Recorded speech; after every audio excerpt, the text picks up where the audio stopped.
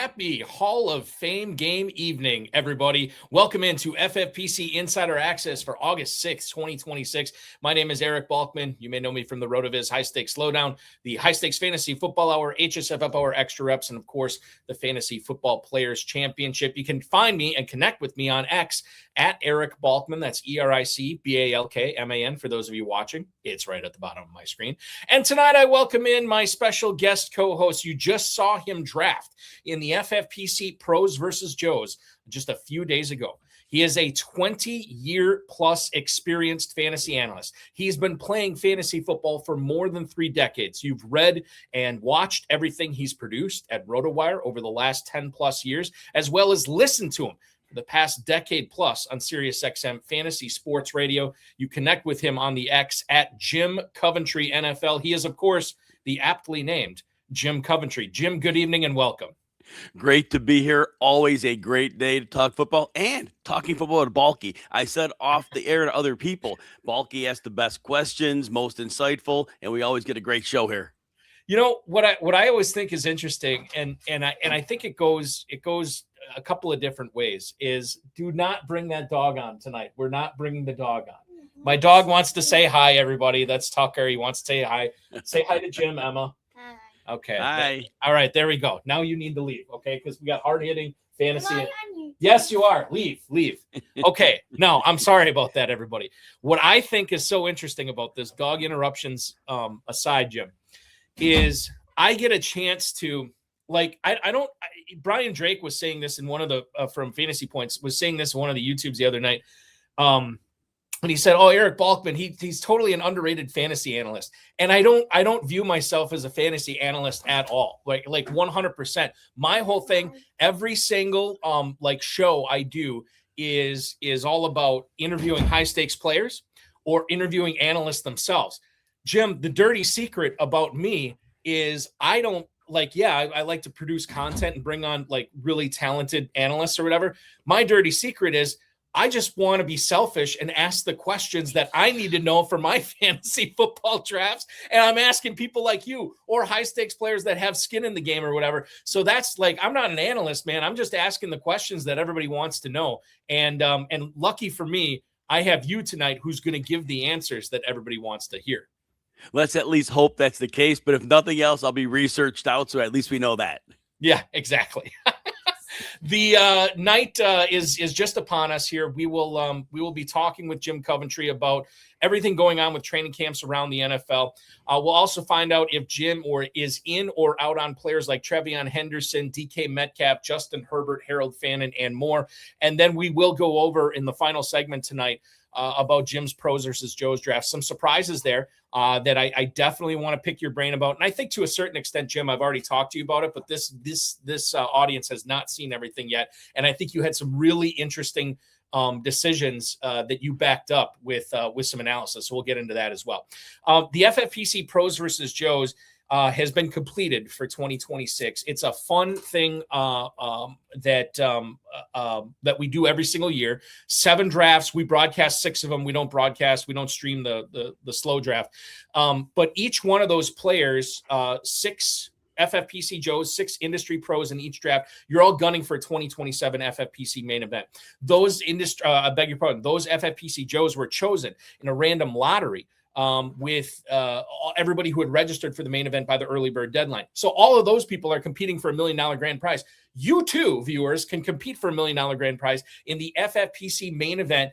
Remember, once you register for that first team, every team you add after that, $600 off. You can compete for $1 million grand prize. It's a very exciting format. It's a very exciting contest. And certainly this could be the year to remember. Who is it? Zales or K Jewelers that always does that? Like, make it a year to remember. This could be the year December to remember. A December to remember. This could be a December to remember for people here on playing the FFPC main event. Register at myffpc.com. That is myffpc.com. All right, Jim, without further ado, I do want to give you the opportunity, and we'll talk about this in a second, or we'll talk about this at the end of the show. But you have a discount code that people can register for RotoWire for, and I definitely want to give you the opportunity to promote that right now.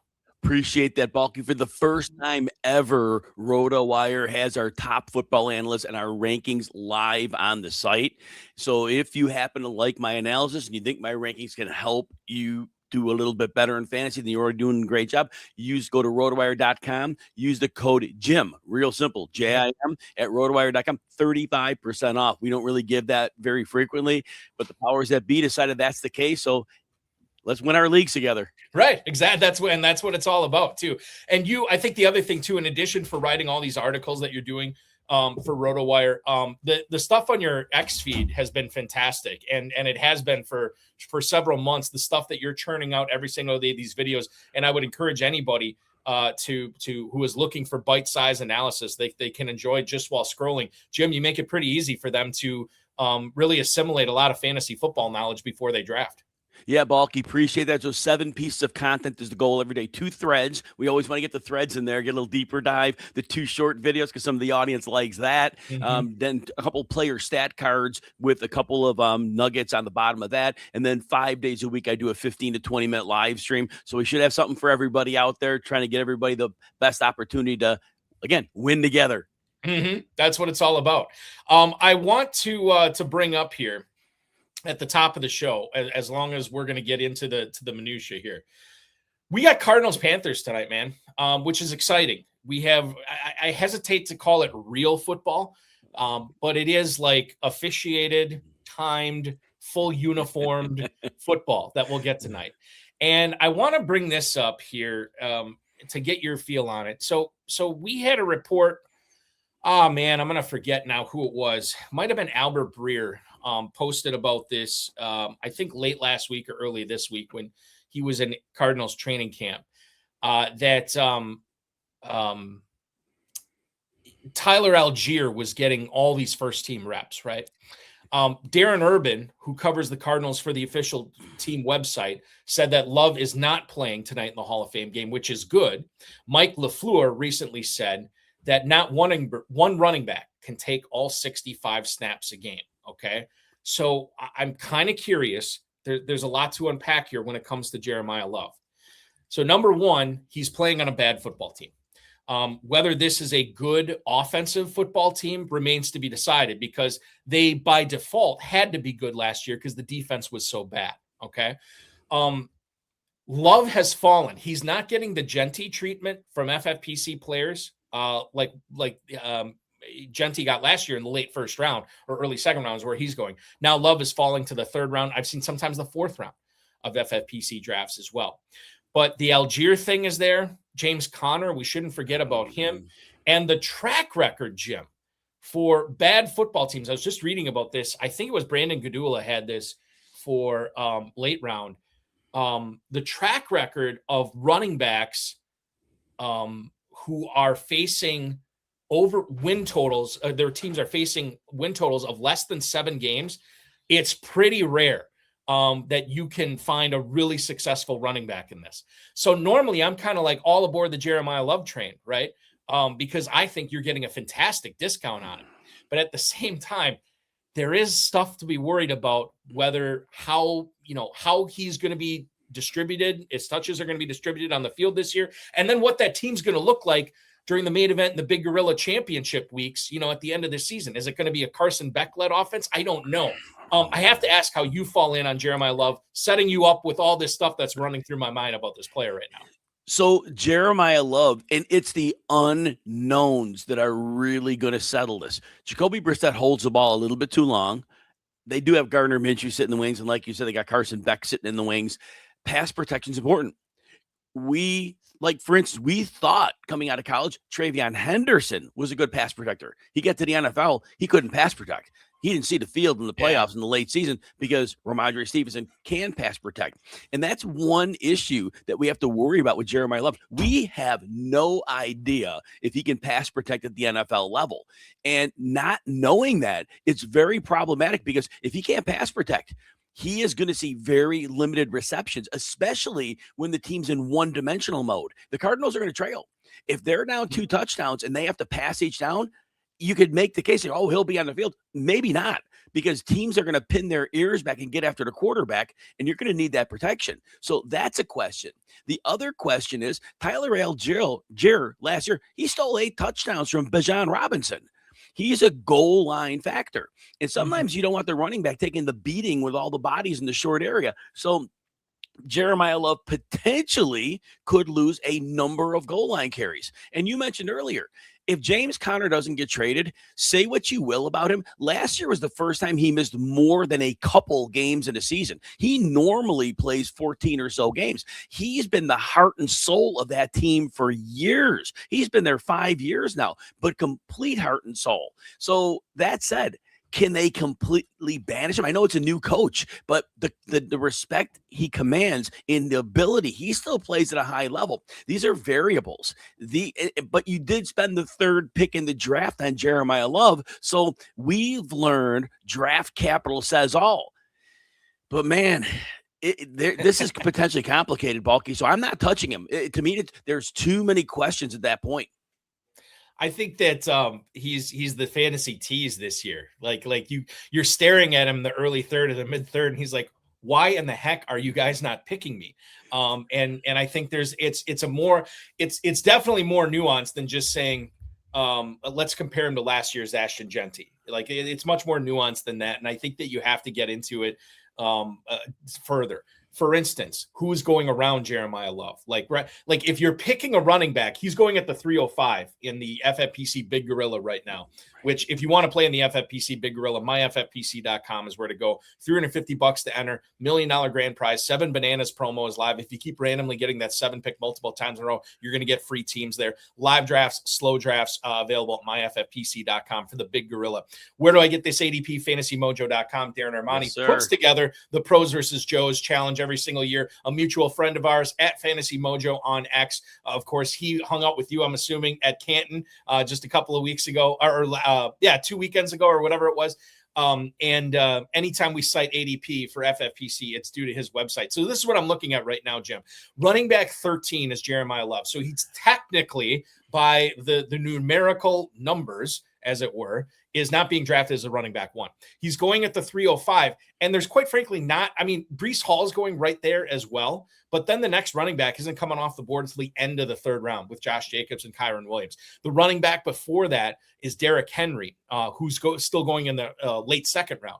So if you're in the middle of the 3rd, and maybe you started off wide receiver, and you don't want to take London, Rice, Collins, Nabers, any of these guys that are going in there, Pickens, Olave, certainly Love and Hall are the 2 running backs that stand out there. In that case, with that build, I could see why people would want to draft for the upside, draft for the $1 million, and take this, player we've never seen. To your point, we've never seen on the field, right? We don't know what his pass pro is going to be like. There's so much we don't know about him, but that can go both ways, right? He could get out there and be an absolute mess with keeping Jacoby Brissett and Carson Beck upright. He could be unbelievable, and he could catch 70 passes this year and rush for over 1,000 yards and get into the end zone a dozen times, in which case he will pay off for that mid-3rd round level. And if you do take receiver in your first 2 rounds and then go with Love in the 3rd, and he pans out, well, now you got a team, as George Costanza would say from Seinfeld. And then in that case, it would make sense for that start and that build. But for the most part, I think I'm kind of with you. I've been fading Love, and I don't necessarily – sometimes I have this FOMO, like the fear of missing out, whatever. I don't necessarily feel that with Jeremiyah Love this year. No, I definitely don't either. Breece Hall is very, very interesting. And I know we've kind of gotten frustrated with him. I don't know that it's right to do. So there's a yes and no to this. First of all, Breece Hall has averaged 1,453 scrimmage yards over the last 3 seasons. That's a pretty big number. What gets me nervous, and it should get everybody nervous, though, is that last year, Aaron Glenn, the head coach, he came out and he said, this is a committee backfield. And Breece Hall was mostly there, but Braylon Allen, before he got hurt, he may not have got a lot of snaps. Red zone, 3rd downs. I was stunned. What is he doing on the field on passing downs when you have Breece Hall? Why is he in the red zone when you have Breece Hall? But he was. Now, this is where the optimism comes in.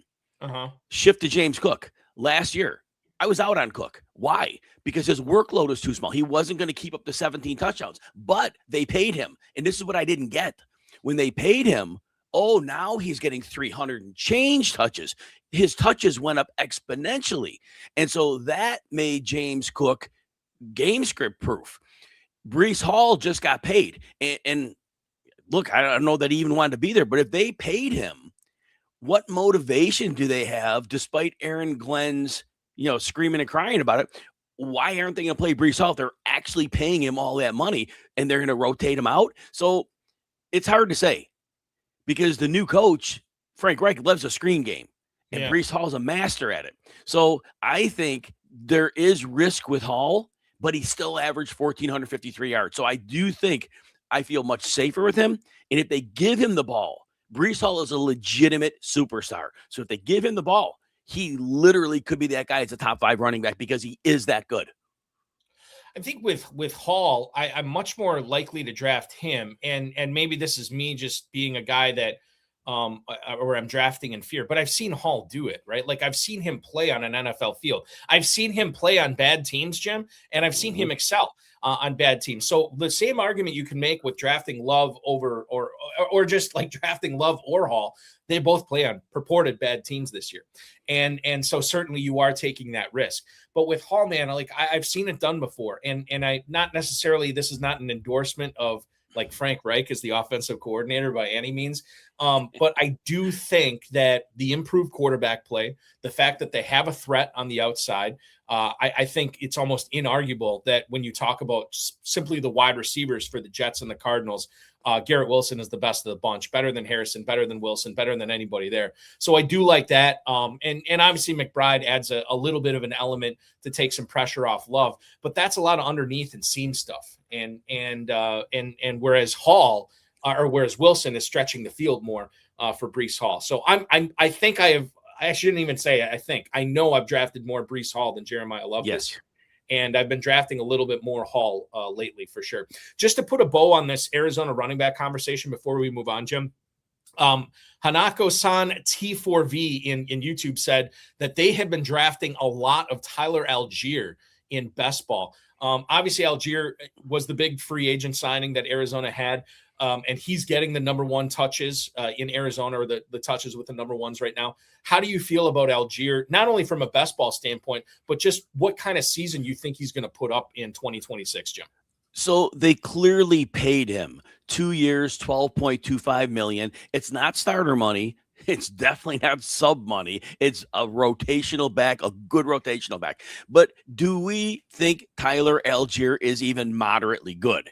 You could say 3.6 yards per carry, but he did get 8 touchdowns, and those were 1-yard runs mostly, and that could have maybe made a little bit of a ding, but he had 143 carries. But we're looking 2 of the last 3 years, and Atlanta had a good offensive line, but in 2 of those 3 years, 3.6 and 3.7 yards per carry. I don't think Tyler Allgeier is a good running back. I think he's a hammer, and it's okay to be a hammer. I think he's very limited one. Now, he had the bigger numbers, 4.7 yards per carry in 2024. You have those years. When you have a running back that is just a guy, you'll have those years where you spike things up a bit.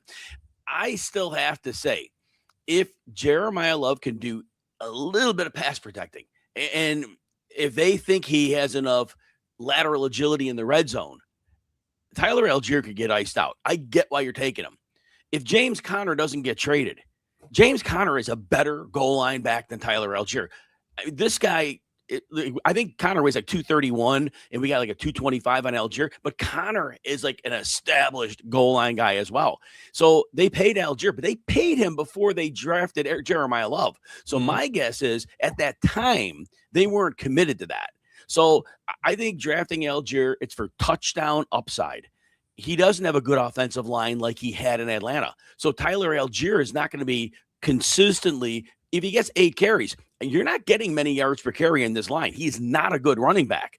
And he's capable of catching passes, but what are we talking, 15? So it's not much. You're really banking on touchdowns. But his previous years, 3, 4, and 3 touchdowns. The 8 was an outlier season. So I get why people want to make the move. And if Love were to miss time, Allgeier would have a bigger role, and volume's king in fantasy football. I just think we're going to see who Tyler Allgeier really is in an offense that's probably going to struggle. You know who he reminds me of, Jim, listening to you talk about him? Michael Turner. Like who was the big Chargers running back, and then he went to Atlanta. And Turner was like I don't think he was ever a first round fantasy pick, but I do remember him going in like rounds 2 and 3 of high stakes drafts. And the problem I always had with him, and FFPC co-founder and my former co-host at HSFFL, or Dave Gerzak, said this: he's an accumulator. I've never heard this term before, but Dave announced it, but I totally agree with him. He's awesome as long as he's getting the touches, as long as he's getting the carries and maybe a few catches here and there. But catches are not a huge thing when it comes to accumulators. It's all about rushing the ball 20 times, 25 times, 30 times a game. And when Turner did that, I mean, dude was threatening 200 yards rushing every single game, right? Because he was so efficient when it came to that. But if he was in these negative game scripts where they were passing and he was only touching the ball 15 times, well, you got nothing from him, right? And I think that Allgeier, with apologies, and I think like if you look at Allgeier, and you just mentioned a lot of the numbers, if you look at last year, God, did he have a lot of touchdowns, right? And if that regresses to normal status, then all of a sudden you're looking at like Allgeier not being the exclamation point that you think you're getting in the double-digit rounds of the draft. He's right now running back 51 at the 1304 in the FFPC Big Gorilla. That's Coleman, Pacheco, and Kamara territory, and I think that's fair right there. Maybe he's a bar, and he could end up being a bargain if the Cardinals, and listen, I will say this about Arizona. I never thought that they would take a running back with the number 3 overall pick for their team when they have so many other holes. But Jim, at the same time, while I understand, I didn't think they were capable of that. I also have to put in my mind in range of outcomes that they're capable of not using Jeremiyah Love properly, that they're capable of not letting him get on the field as much as he can. And if I let that come into my brain, well, then all of a sudden Allgeier looks like a great pick in the 13th round, given that he is not like he has pass catching chops. He can pass protect. And then all of a sudden he looks like a bargain there. So I think the long story short, TLDR, getting the Arizona running back situation is going to be really important for fantasy success this year. You don't want to be in the Jeremiyah Love business where he's getting drafted. Would you at least be open to the idea of Allgeier in the 13th if you are out on Love in the 3rd? Look, at the end of the day, if Love misses time, Allgeier is going to get volume. And one quick thing, you said the accumulator. My line for Joe Mixon was the great compiler. The compiler. That's another. They're cousins. Yeah. They're cousins. Yeah.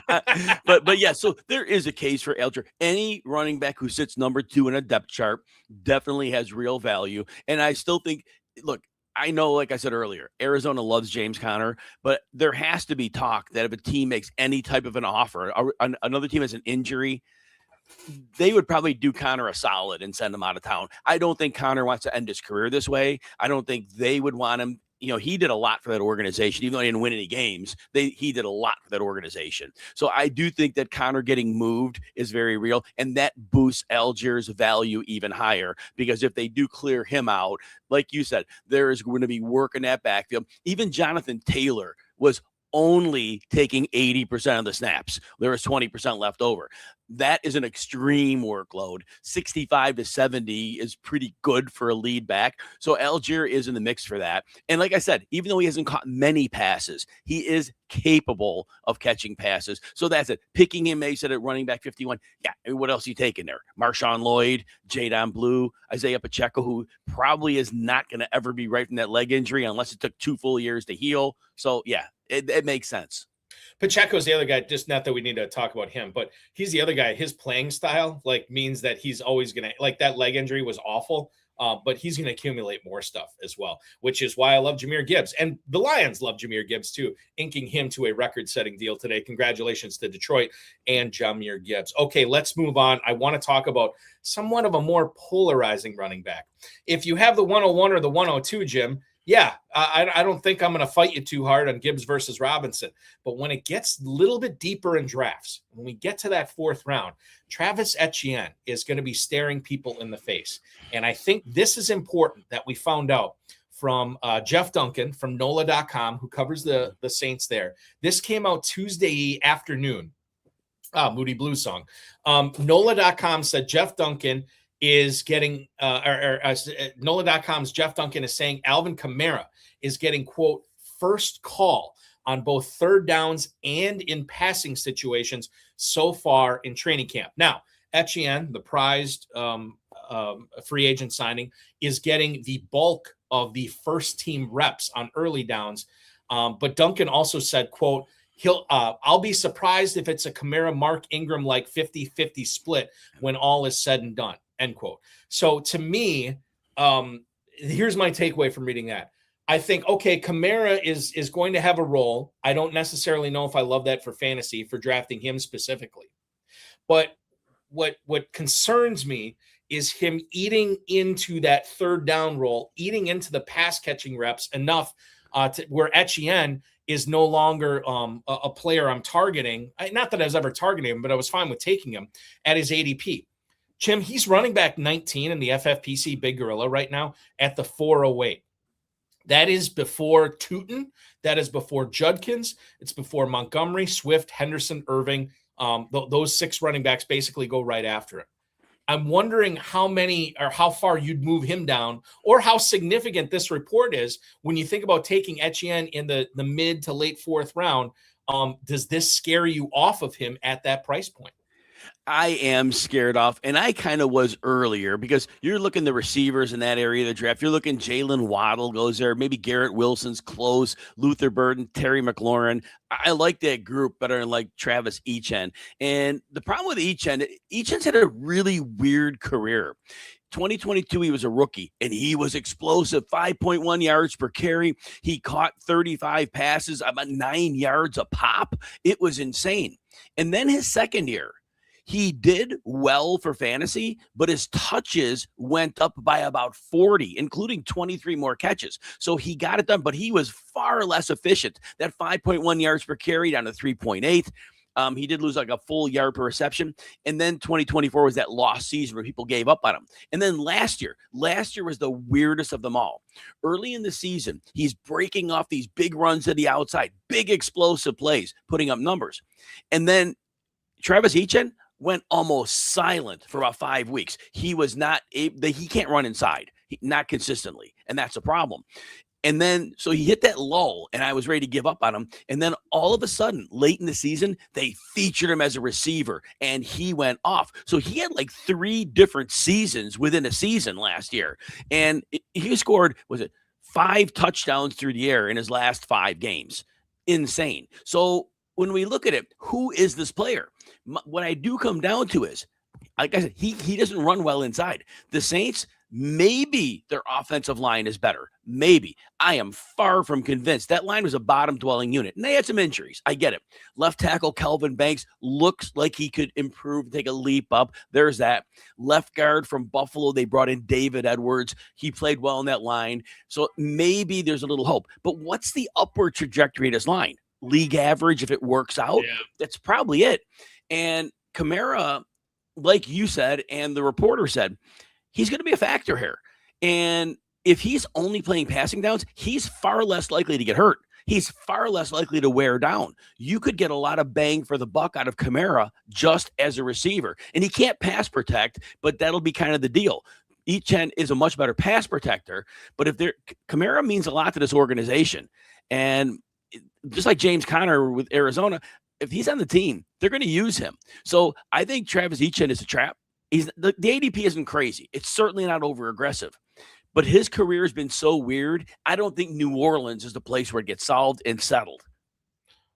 What happens if in this scenario, let's say Etienne is out, 2 to 4 weeks or something like that, right? Or maybe something more significant, like an 8 to 10 week injury or something like that. What do you think New Orleans does in the backfield? Does Kamara resume his 3-down role, or is it going to be more of a committee with Neal and Miller, if Miller even makes a team? Kamara, his efficiency as a runner has been garbage for about 3 years. He's gotten like around close to 4 yards a carry, but the efficiency's been cratering. And now we're talking about a running back who really has hit the wall age-wise. 31 years old, just turned that about 8 to 10 days ago. And so I don't think the team can responsibly give him a rushing workload. And remember, I talk about this all the time, Balky, age and injuries. When you start seeing a player getting nicked up most years, it's a problem that has to do with age. And last year, Kamara missed the last 6 games of the season. This doesn't go away. Your body's taken such a beating over the years. That's what it ends up being. So I don't think the team can responsibly give Kamara more than 5, maybe 7 carries a game in any situation, because they just have to put other people in because he will break down. I want to talk about the New England Patriots here. This is another team that is in flux, despite being in the Super Bowl and the AFC champs last year. There's been differing reports coming out from A.J. Brown's presence in New England Patriots training camp. Andrew Callahan covers the Patriots for the Boston Herald, said that it's been noteworthy about A.J. Brown's struggles downfield. We had, I think, Tuesday, a report saying that Kayshon Boutte has been the star of Patriots training camp. Chad Graff, who covers New England for The Athletic, reported that. And then we get Paul Perillo. Now, granted, Paul Perillo writes for the Patriots website, so he works for the team. So he is going to be, like, anytime. I think, like, you always have to consider the source, obviously. And then you, like we were talking about Darren Urban earlier. I know Wes Hodkowitz for my location here in Northeast Wisconsin, covering the Packers for Packers.com. Mike Spofford is another one. You will see the positive spin on how the team wants these writers to spin what's going on. Paul Perillo from the Patriots website, again, I'm assuming he's a Patriots employee writing for Patriots.com. He said that there's been serious signs of life since the pads came on this past Thursday morning between A.J. Brown and Drake Maye. There was a spike. I was surprised, Jim, when I saw this after the Patriots trade went down. I know I operated all drafting season assuming Brown was not going to be an Eagle and probably was going to be a Patriot. And then yet still after that trade went down, and Brown moved from Philly to Boston or thereabouts, he still had a spike in his ADP. Like, we still saw it move up. We are looking at it right now in the FFPC Big Gorilla as wide receiver 7 currently at the 209. He is going ahead of London, Collins, Rice, Nabers, who Nabers might chase him down. Nabers might be and we'll talk about Nabers, but he could be this, like, Derby horse that's a slow starter and then just closes like you wouldn't believe, and ends up being a first-round pick before the season starts. But I want to get back to A.J. Brown here. So you see where he's going at the 209. You want to draft him this year in the FFPC Big Gorilla competition. You're going to have to soak a late second-round pick into him. Is that a price that Jim Coventry is willing to pay? And what do you think he does this year for the Super Bowl runners-up? It usually hasn't been great for them the following year, but maybe A.J. Brown would be this nice little kick to their offense. Drafting him as much as I want him is a difficult proposition. In the pros versus Joes, I know we're talking about it later, but I was in this exact spot. So in my first round, I took a running back to be named later. I don't want to spoil the show for later. But in the second round, I went with this. I had a choice. I could have taken A.J. Brown there, but I saw Saquon Barkley. Yeah. And I wanted a second running back there because I really think Barkley will snap back. So my choice wasn't A.J. Brown or a receiver. It was basically, do I want a running back? And in that group, and I thought the fall off at running back was worse than the fall off at receiver. That caused my pick. But if I'm in an auction league, which I was in the Kings Classic auction league a couple of weeks ago, A.J. Brown was a target, and I secured his services. Now, to answer your question about what we can expect, I think we can quantify a lot of this. First of all, the early downfield struggles, downfield's a timing game. And Drake Maye is a great downfield passer, and A.J. Brown is a great downfield receiver. But when you're working with a new quarterback, after working with Jalen Hurts for all that time, it's just a different timing. It's just a different expectation of how the ball comes in. Everybody's a little different touch on the ball. So A.J. Brown is very accomplished. That's going to get fixed. That is not even a concern. And I know Kayshon Boutte, as you noted, already had that downfield chemistry. So that just goes right back into place. So, but to A.J. Brown, I want everybody to know this. Yes, last year in some ways was a lost season for A.J. Brown. And I know everybody remembers the drop pass against the 49ers in the playoff game. But I want you to know that he wasn't getting the ball. And of course, he made everybody miserable. But in the last 7 games, I think everybody forgets, A.J. Brown was on his usual pace, 114 catches, 1,445 yards, and 10 touchdowns in the last 7 games. That's A.J. Brown. Now, he didn't get it the year Saquon Barkley ran for 2,000 yards because they were not throwing the ball in the second half of games. They were literally crushing opponents and not passing. But that's who A.J. Brown is. And when A.J. Brown comes over to New England, this is another simple calculus. Mike Vrabel coached A.J. Brown, and they didn't get along that first year. But after that, they've been close friends. They understand each other. Mike Vrabel knows if I bring over A.J. Brown and I'm not going to give him the football, I'm going to ruin my locker room. He knows that. So there's no way A.J. Brown's not coming in and getting targets. And the second part, you got Coach Josh McDaniels. I'm not comparing these receivers. I'm making a point. 2007, Randy Moss comes over to the Patriots. And Balky, the fantasy community was insane. They're like, oh, well, they spread the ball around in New England, Randy Moss. And I'm like, you're nuts. I got as many Randy Moss shares as I possibly could because I'm like, Randy Moss is going to do this with his hand. And Tom Brady's not going to say, oh, I'm going to check it down to this other guy over. That isn't going to happen. A.J. Brown is a superstar receiver. He is not washed up. That knee thing is overblown. He's not Randy Moss. He is getting the ball. And you mentioned the schedule. You mentioned last year. Cupcake of all cupcake schedules last year. This year, it's a little below average. They're going to trail. They're going to throw. A.J. Brown is going to have a memorable season for you. Randy Moss went to the Patriots in 2007, and it was before, like I was doing a little high stakes stuff, beg your pardon, but I wasn't doing a ton. And I had this long time like home auction league, Jim, and we were having the auction, and this guy in the league who like was hit or miss. Sometimes he was really good, sometimes he was really bad. He nominated Randy Moss for $20. Right. And this is when like everybody was down on him. They didn't know if he was washed. Crickets. He got him for $20. And he was like, he said after, he's like, oh, I love this. I love this. Randy Moss for $20. Are you kidding me? And nobody said anything. We're all like, dude, that was horrible. And you know who was laughing at the end of the year? He was, because he won the league. And Randy Moss for $20 was an insane play. I'm wondering what your prediction is on Boutte specifically, because obviously Kayshon Boutte not in a Patriots jersey this year would be awesome for both AJ. I almost said Randy Moss would be awesome for AJ Brown and Romeo Doubs. I'm wondering if you think he is on the team come week 1, or if he is traded to somebody else. So I think the commodity of having Kayshon Boutte is too good for the team to trade him. It sounds like something a fantasy football manager would consider. You know, fantasy, well, you're going to trade him because there's nowhere to go. But there's no upside. 6th round pick in 2023. I mean, they're probably paying him next to nothing. So what motivation would they have to trade him, and what would they honestly get in return for him? He caught some deep passes last year, but it wasn't like he was crushing the league. 551 yards on 33 catches. So I don't think anybody's saying Kayshon Boutte is the solution to our problem. So I don't think a trade is happening. What I do think will happen is this. First of all, obviously there's gonna be a lot of 2-down sets. They draft Eli Raritan. We know already that Coach McDaniels loves 2 tight end sets, but they brought in fullback Reggie Gilliam, and that's not a quiet signing. That's telling me they're either going to go 2 tight ends or they're going to go a fullback and a tight end. So that means 2 receivers on the field. That's why I bring that up. It's 2 receivers on the field, and that's it. Kayshon Boutte will rotate in. A.J. Brown will sit a few snaps. Romeo Doubs will sit a few snaps. But when they go to 3 wides, this is easy. A.J. Brown kicks into the slot.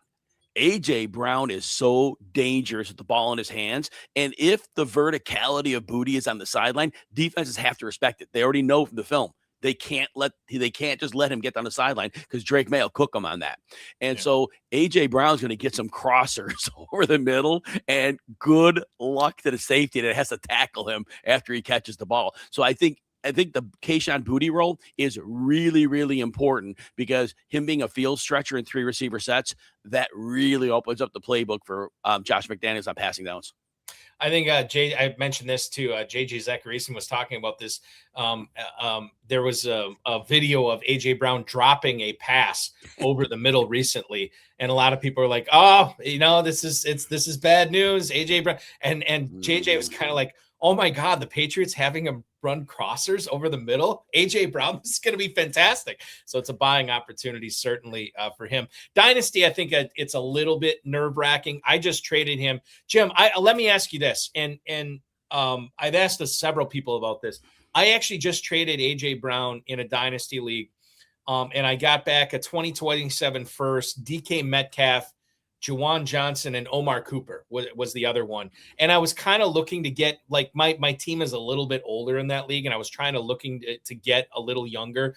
I know normally you like to get the best player in the deal, but I feel okay about that trade. The deal definitely works. AJ Brown is 29. I'm usually confident a receiver is going to continue to play at a high level until 31. Now, there have been knee issues. I think it's over-reported. But if it gets worse, I mean, he could flame out fast. Yeah. So that could shorten his career. Even if it's not like a massive deal this year, it could shorten his career. So I think getting out on AJ Brown for the package you got, I do think it makes sense. If somebody's in a win now window this year, then I think you definitely want to keep AJ Brown. But if you're definitely building on, continuing to build, you're looking out to the future a bit, it is the best time to sell.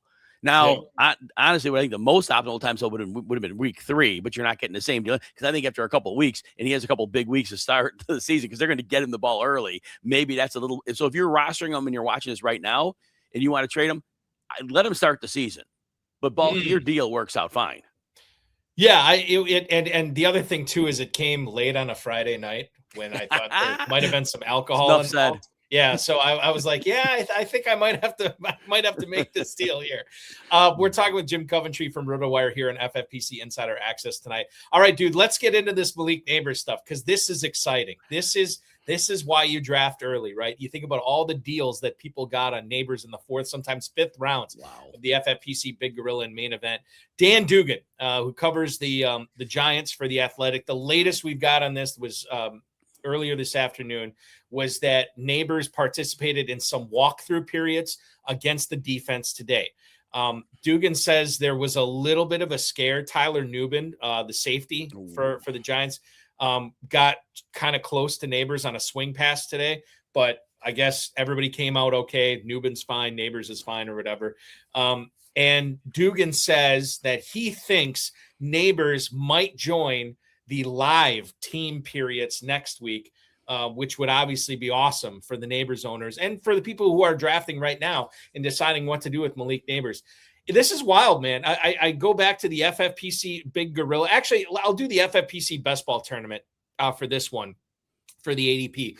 Over the last 3 days, we have seen Nabers ascend all the way up to the 303 on average. Now, he has still been drafted, Jim, in this format in the mid to late 2nd round within the last 10 days. So we have seen, like, it was wild. He started off early as like a round 2 pick, sloughed off round 5 mostly from June to late July, and then he started picking back up late July again. He went from the 6th round to the 5th round to the 4th round. Now most of the time he's in the 3rd round, but we have seen him sneak into the 2nd round as well. By the way, FFPC Best Ball Tournament, just give you a shout out on that.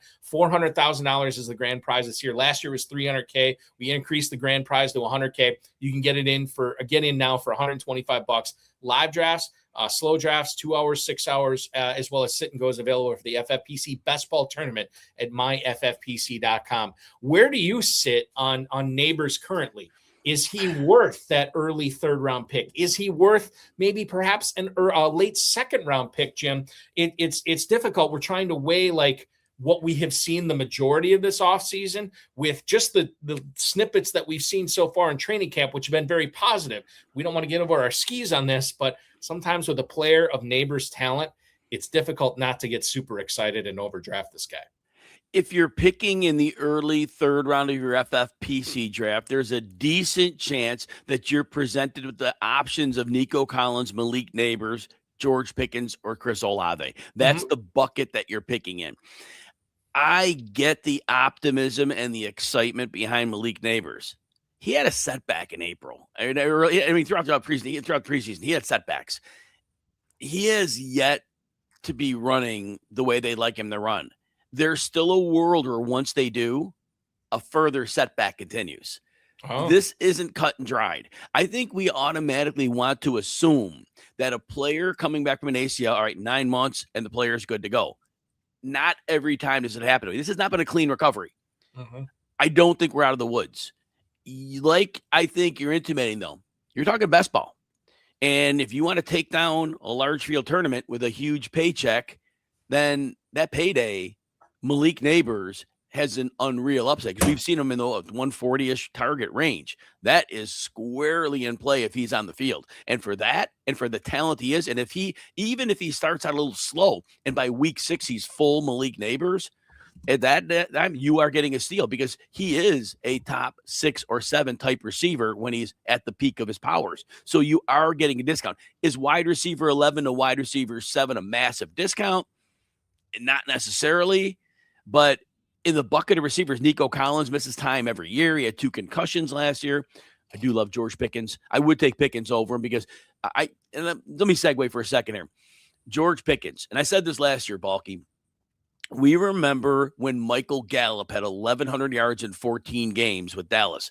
And I said back then, I go, Gallup is the type of player that fits Dak Prescott's skill set perfectly. And then they brought in Pickens. I'm like, oh my gosh, this is Gallup times 10 because this is the same skill set, intermediate, downfield, the boundary at times, the red zone. And we saw it last year, 1,400 yards. And now Pickens signs the franchise, is good with it, and he's going to be playing for life-changing money. So every motivation to be on point all year, and the team's going to move him around. So as much as Nabers has that upside, if the ball's going to Lamb and Pickens, it's not going around too many other places. Mm-hmm. So I think Pickens has a similar, maybe a little lower floor than what a fully healthy Nabers would have. I don't know if the ceiling's much different because Pickens, that may not be close to the real ceiling for him. 2 follow-up questions on what you just said, Jim. Number 1, who's the better fantasy value in FFPC drafts right now? George Pickens at the 305 or his teammate in Dallas, CeeDee Lamb, at the 202 in Big Gorilla drafts? Who would you rather pick there? It's definitely Pickens. And we go from week 11 on last year. Targets were the same. Pickens had about 10 more yards a game. Pickens had a slight bit of an edge on the touchdowns, but they are getting the same amount of work.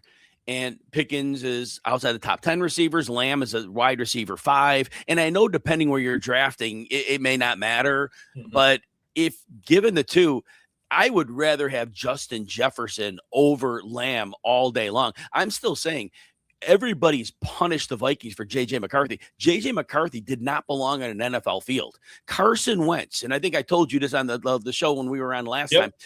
With Carson Wentz, it was like 5 games. Jefferson averaged with Carson Wentz, I'm repeating this, 7 catches for 95 yards. Those are Jefferson's career baselines. He's a 1,600-yard receiver. He had 1,530 with Darnold and 10 touchdowns. Kyler Murray, you might not like him, but he's at least as good as Carson Wentz, and I still say he's at least as good as Sam Darnold was. So Justin Jefferson, so when you give me that choice, I can't take Lamb if Jefferson's on the board, and then Pickens is in a different section after the turn. And so Pickens is clearly the preference over Lamb for those 2 reasons. CeeDee Lamb turned 27 this past year. At the time, past April, excuse me. At the time the NFL commences next year, he'll be 28 years old. I don't think that's too old for a wide receiver or whatever. But I do think that George Pickens stands a decent opportunity, having a decent opportunity of signing a long-term deal with the Cowboys, right? If that happens, and dynasty owners, Jim, want to get ahead of this, is CeeDee Lamb a guy that you would sell for 90 cents on the dollar right now, 85 cents on the dollar perhaps, knowing that this could get worse before it gets better, especially if Pickens signs this massive deal in the offseason after this year, has another great year. All of a sudden, we're talking about CeeDee Lamb being the number 2 there, which seems weird to say, but it's definitely in the range of outcomes. So Lamb is on a 4-year deal. He signed in 2024. So that means 2027, next year is the last year of that deal. So if they do sign Pickens, you're right. It could move on from CeeDee Lamb because you often can't afford 2 wide receivers without completely cannibalizing your roster. Mm-hmm. I'm not throwing any shade on CeeDee Lamb here. I want to just circle back and point out, I said Justin Jefferson is better than Lamb. So understand that, first of all, Justin Jefferson is tied with Jamar Chase as the best receiver in the game, in my mind. Full stop. They're tied. They're different players. You could throw Nakua in there. So that wasn't shade on Lamb. But like you're saying, given this dynamic, they are co-number ones. And I point out earlier from the bye last week on, they were the same targets. So they are both going to eat in this offense. It's just that Pickens is the better red zone presence, and he is getting, at this point, more explosive plays. Lamb still has drop issues. It's not huge. It's something. Lamb's had his touchdowns go down 3 last year. I know he missed 6 games, but 3. Pickens is going to be the preferred red zone guy. So I do think dynasty players, as you're intimating, I think Pickens is the way to go here. Now, there is concern when I don't know George Pickens, and I don't want to say this or that about a player, but we heard in Pittsburgh, there may have been motivation issues. If the people in Pittsburgh were correct, and if Pickens gets the contract, I think George Pickens is a wonderful human being, and he may not even think it is, but if the Steelers' rhetoric was right, is there a world where once he's set, he backs off? There was talk last year. Dak Prescott said there were 2 30-yard games out of Pickens, and he was kind of mentioning that he didn't seem like Pickens was totally into it. It wasn't 30-yard games. I got the wrong screen up here, but I think it was a pair of 30-yard games, and it was like week 14 or 15. So there is risk based on the Pittsburgh experience with Pickens. It was 37 yards against Detroit and 33 yards against Minnesota. So there's risk, but man, the ceiling is insane. I said Pickens when he was drafted. I said he was the best talent in that wide receiver class. Yeah, and I don't remember a lot of people fighting you on that. If you want to not draft him, if you're an NFL team, if you want to not draft him, if you are a dynasty owner because of other stuff other than his talent, I totally get it, right? But his talent, chef's kiss. Last thing I'll bring up, and I know this started with Nabers. I want to circle it back to Nabers. Who would you rather draft right now, Jim, between Malik Nabers and Devonta Smith? Smith, who is also dealing with a hamstring injury, as is his real-life teammate, Mekhi Lemon. The FFPC Big Gorilla ADPs on these guys right now, we do see Malik Nabers moving up to the 304. Devonta Smith is at the 308. Nabers is wide receiver 11. Devonta Smith is wide receiver 15. Where would you weigh in on just, again, redraft managed format? Would you rather have Nabers or Smith in 2026, Jim? I was very biased against Devonta Smith because of his size coming into the league. 6 foot 170. If he was like 5'10", 170, that's a little better. But he's so lean. But yet, he pretty much has been on the field. He did miss 4 games in 2024, but otherwise, he's missed 1 game in the other 4 seasons. He's been durable. Now, the targets have been limited, and he had that 1 year in 2022 where he had 136. Normally, he's in the 110 range, so he hasn't been overused. But the thought would be with A.J. Brown gone, and we really don't know what Mekhi Lemon is yet. I think he's a slot, and if he is, there may not be a lot of quote-unquote slot snaps.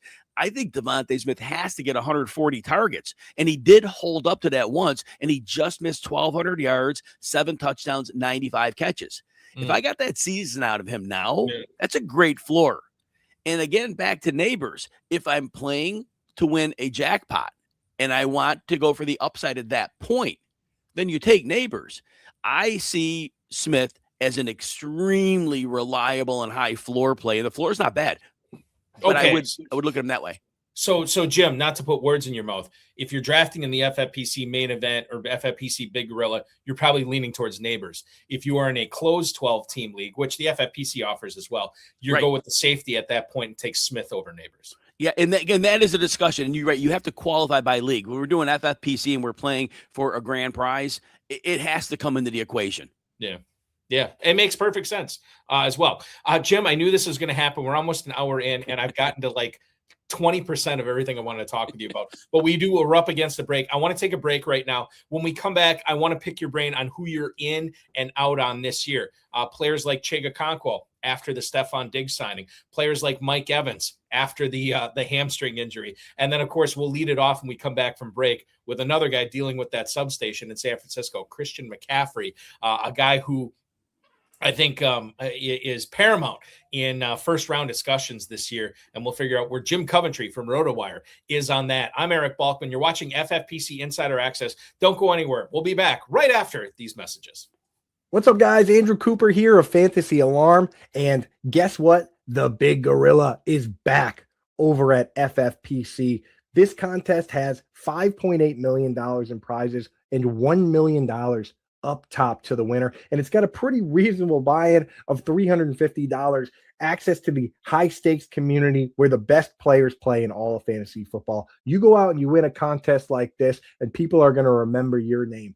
The FFPC Big Gorilla open right now, and $1 million coming home with you. And if you buy 3 teams right now, you get $50 back off the buy-in. You're going to want to buy multiple buy-ins to this contest because they also have the 7 bananas giveaway if you get the 7th pick multiple times. Check out the details over at myffpc.com on that, but you can get free best ball entries, free entries into the main event, which is a $2,000 buy-in contest, and possibly even, believe it or not, a jungle safari or $50,000. Your choice. I'm picking the safari. So go to myffpc.com, use promo code ALARM if you're a first-time player. They'll give you $25 when you deposit $35 or more, and you can get involved. And you know what? They also listened to you guys and added one more contest, the Baby Gorilla. Can't do $350? Why not do $125 buy-in, $100,000 grand prize, $675,000 prize pool? They have something for everyone over at FFPC, where the best players in the world play fantasy football.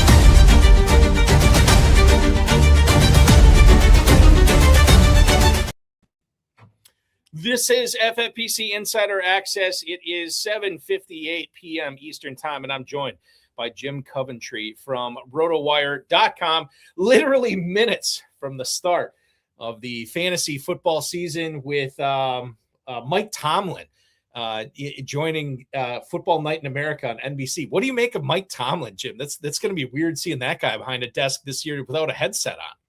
The last time I remember, we got the benefit of the Tyler Loop field goal attempt at ball. That was Sunday Night Football. So, he goes from a great moment to another great moment. Yeah, I mean, it's great. Love Mike Tomlin. I'm sure he'll be fun to watch. It's funny when these games are on, especially like the primetime games. I'm watching them with the sound off because I'm working. I'm getting ready for all my crunching of my numbers and all my analysis. So, yeah, I rarely get to listen to a game. I'm kind of with you on that. Like, I had a local sports talk show in Northeast Wisconsin for years. And my co-host was always talking about announcers and what have you. And I'm like, I can't really tell you, like the majority of the time, I knew the Sunday night guys and the Monday night guys because I'd have the sound on for that. But I'm red zoning it on Sunday. Like, I don't pay attention to what people are saying. It's weird. It's a weird dynamic. And I think I think I still prefer listening to the announcers when I can, Jim, because I do think there's stuff that I don't pick up on if I'm just simply watching it, or I don't understand what's going on because I'm not hearing what they're talking about. But that's neither here nor there. This is a conversation for the regular season. Let's get into the drafting season portion of the program. Jim, I'm going to hit you up with as many of these players as I can. Tell me if you are in or out on these players at their current ADP. Christian McCaffrey will lead things off tonight. The Big Gorilla ADP for him is running back 3 at the 106, a player who crushed it last year, who destroyed his ADP, and yet we are concerned about the volume that he had last year. that has to weigh in on whether we're taking him in the mid-6th round. I'll preface this by saying, Jim, I've drafted him like twice. I'm very nervous about what 2026 looks like for him. The last 2 times he went over 400 plus touches, the next year did not turn out well for him. And I take McCaffrey now as like, I should draft him at least in a couple of spots just so I have him. But if I'm drafting one team this year, I'm out on Christian McCaffrey. How do you feel about him? I am out. And again, I'm shutting my mouth. I'm not going to spoil the rest of the show. You have a question later. You're going to ask me about a player. There's a running back I have ahead of Christian McCaffrey, which is why I'm not taking him. But to kind of sum up what you're saying with McCaffrey, first of all, as a runner, he is not the same anymore. The 3.9 yards per carry, below 40th percentile in broken tackle rate and yards after contact. People say, oh, they're loading the box. They've always loaded the box against them. So, I mean, it's apples to apples. But here's the thing. And you kind of brought this up. Twice in his career, he's had heavy carries, over 245. He had a 287 carry in 2019, 272 carries in 2023. In the following season, he played 3 games and he played 4 games. Maybe it was bad luck. Maybe it was just bad luck in terms of injuries, and it's possible. But he had 40 more carries than he had in that biggest 2023 season, 311 of them. And now he's 30, and the running part of his game has declined. Can he still catch 100 passes? Yeah, maybe he can do that, and that would be great. But there are some red flags. And even though it's small sample, those 2 seasons where he couldn't come back the next season at full capacity because of injuries, I can't take that chance. Yeah. I'd be fine with it if it was later on, right? Where I can afford to miss on my 3rd round pick or my 4th round pick. Can't afford to miss on my 1st round pick. And certainly if he does hit in those couple leagues I've drafted him in, I'll be very excited to see what happens. But by and large, I'm kind of out on him as well. Rob Domofsky, who covers the Green Bay Packers for ESPN NFL Nation, their ESPN franchise reporters, said today that Josh Jacobs was not going to practice because of a groin issue. However, it's not believed to be a long-term concern. Chris Brooks, who is a player that a lot of people have been drafting early on in the process with FFPC drafts, Jim, is on the NFI list. But he's expected to return shortly. And as a result, Marshawn Lloyd is getting a lot of run, which is great because every day that Marshawn Lloyd ends not injured is a good day in my book. Specifically with Jacobs, we have the legal stuff off the field that we don't know what's going on. We know that the stuff happened with him with the domestic complaint.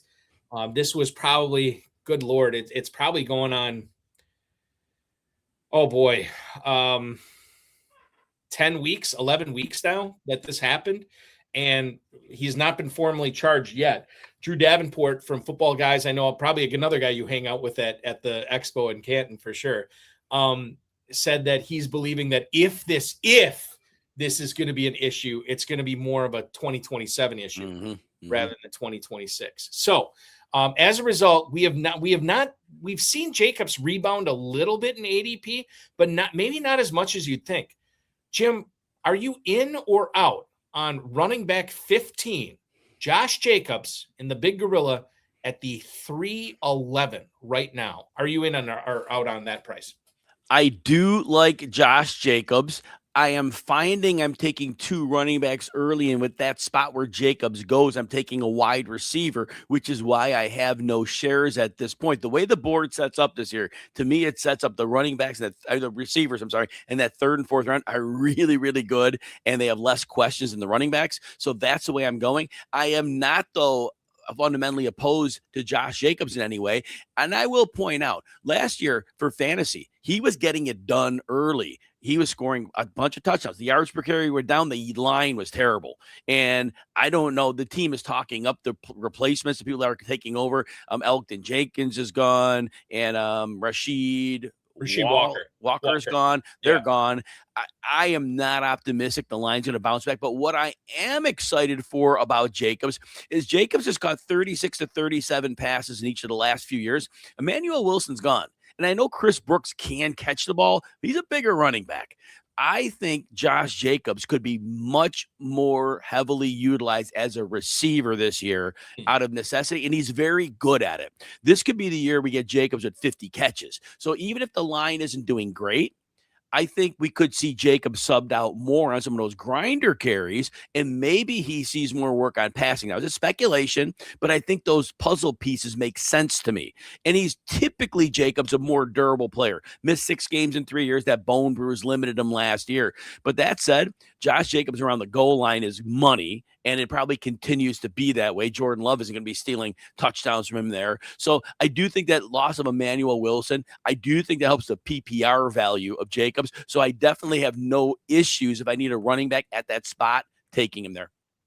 I will say this about the offensive line, as long as you bring this up, and I think this is important to discuss because I think offensive lines by and large, and Jim, I think you'd agree with me, we don't talk about them enough for fantasy purposes. Like they are so integral in, not only how certain receivers perform, but running backs, so on and so forth. The Packers offensive line this year, they lose Rasheed Walker, which I thought he was going to get this massive deal. He did not.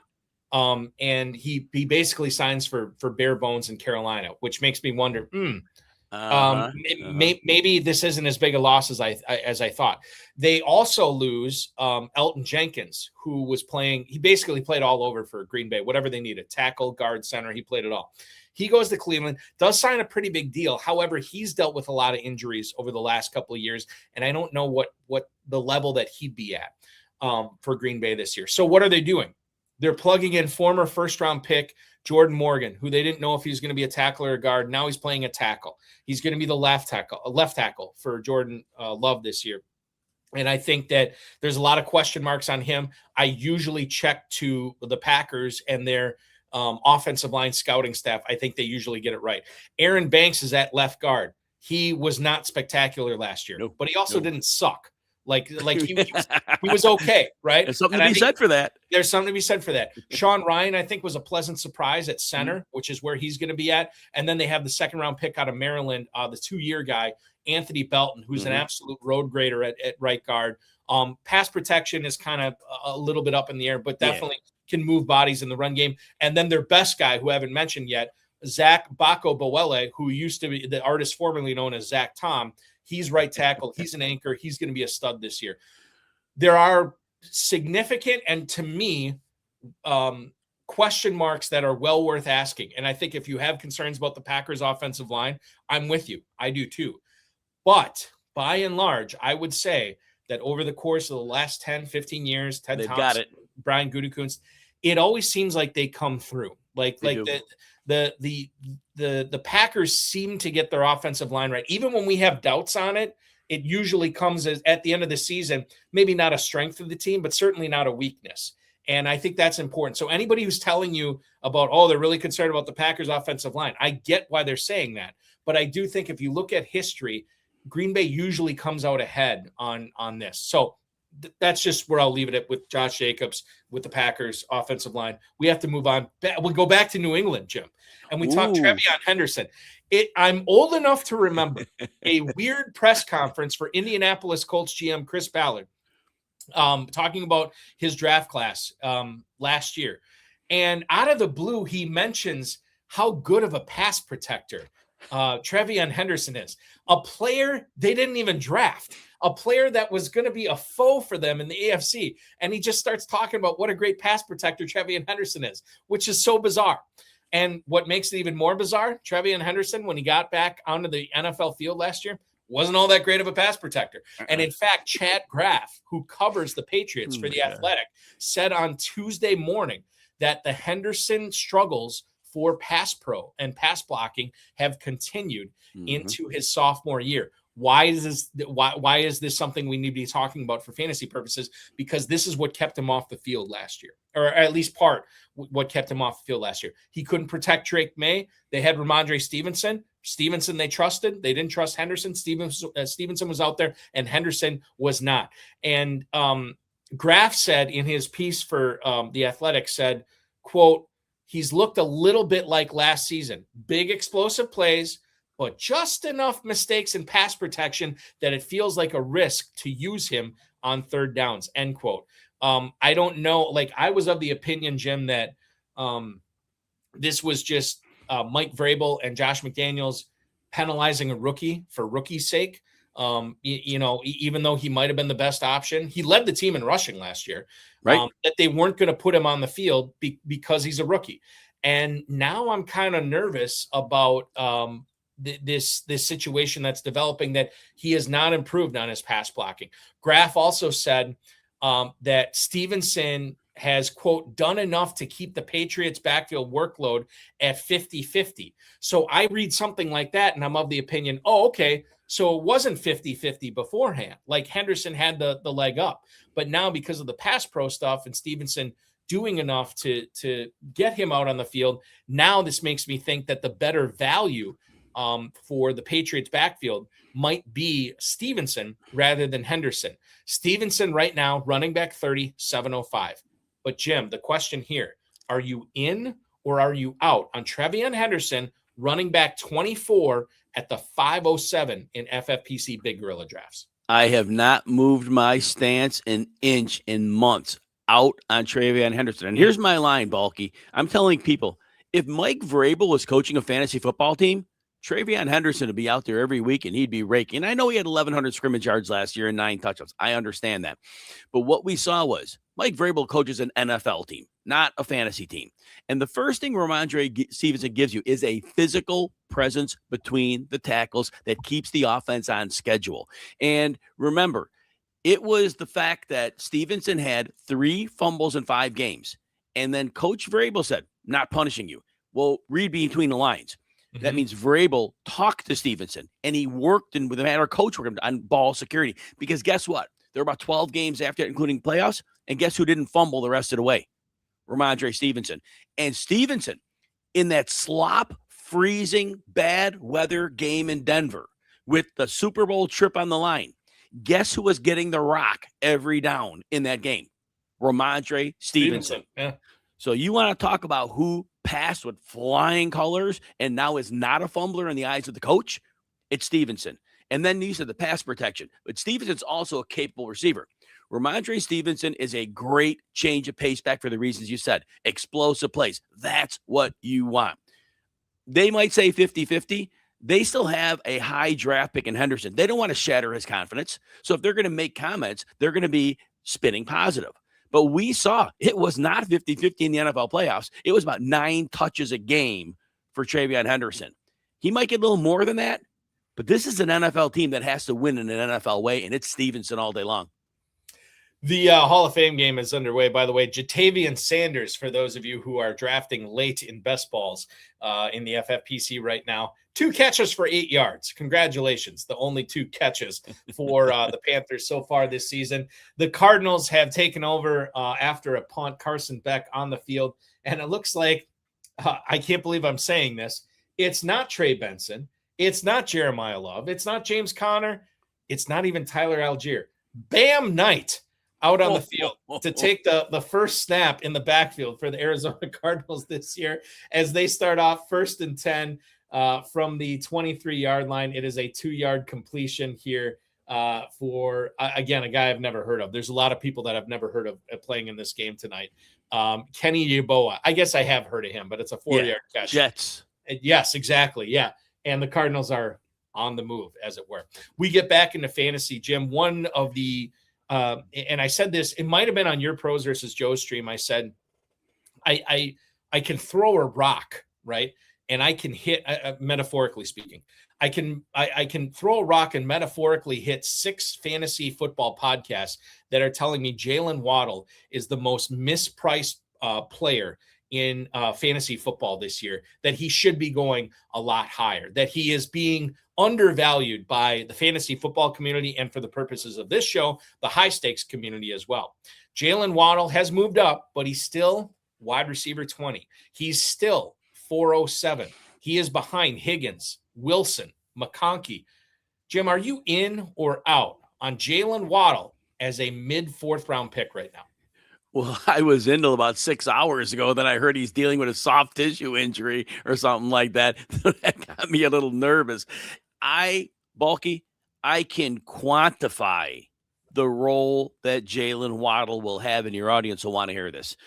last year, it was very clear that Sean Payton wanted a yards after the catch guy. He didn't have that. So week 7 through 11, 5 straight games, Payton took Troy Franklin and he put him in the exact role he wanted to feature.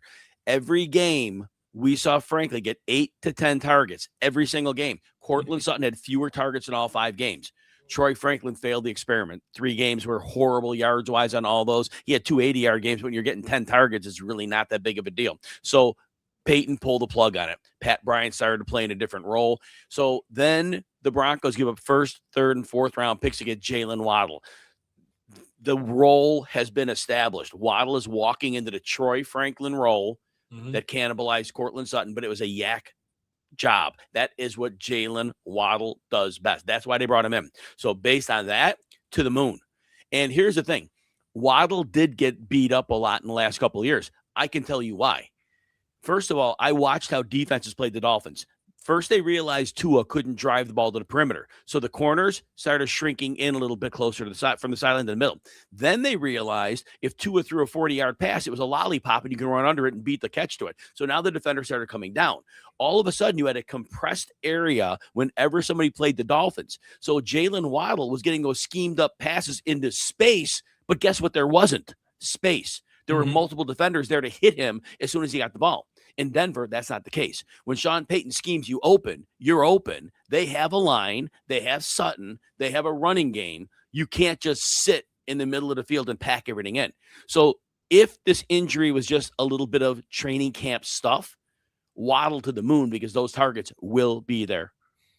Sean Payton saying this afternoon that it's going to be a 4 to 5 day injury for the new wide receiver on the Broncos. Muscle tightness.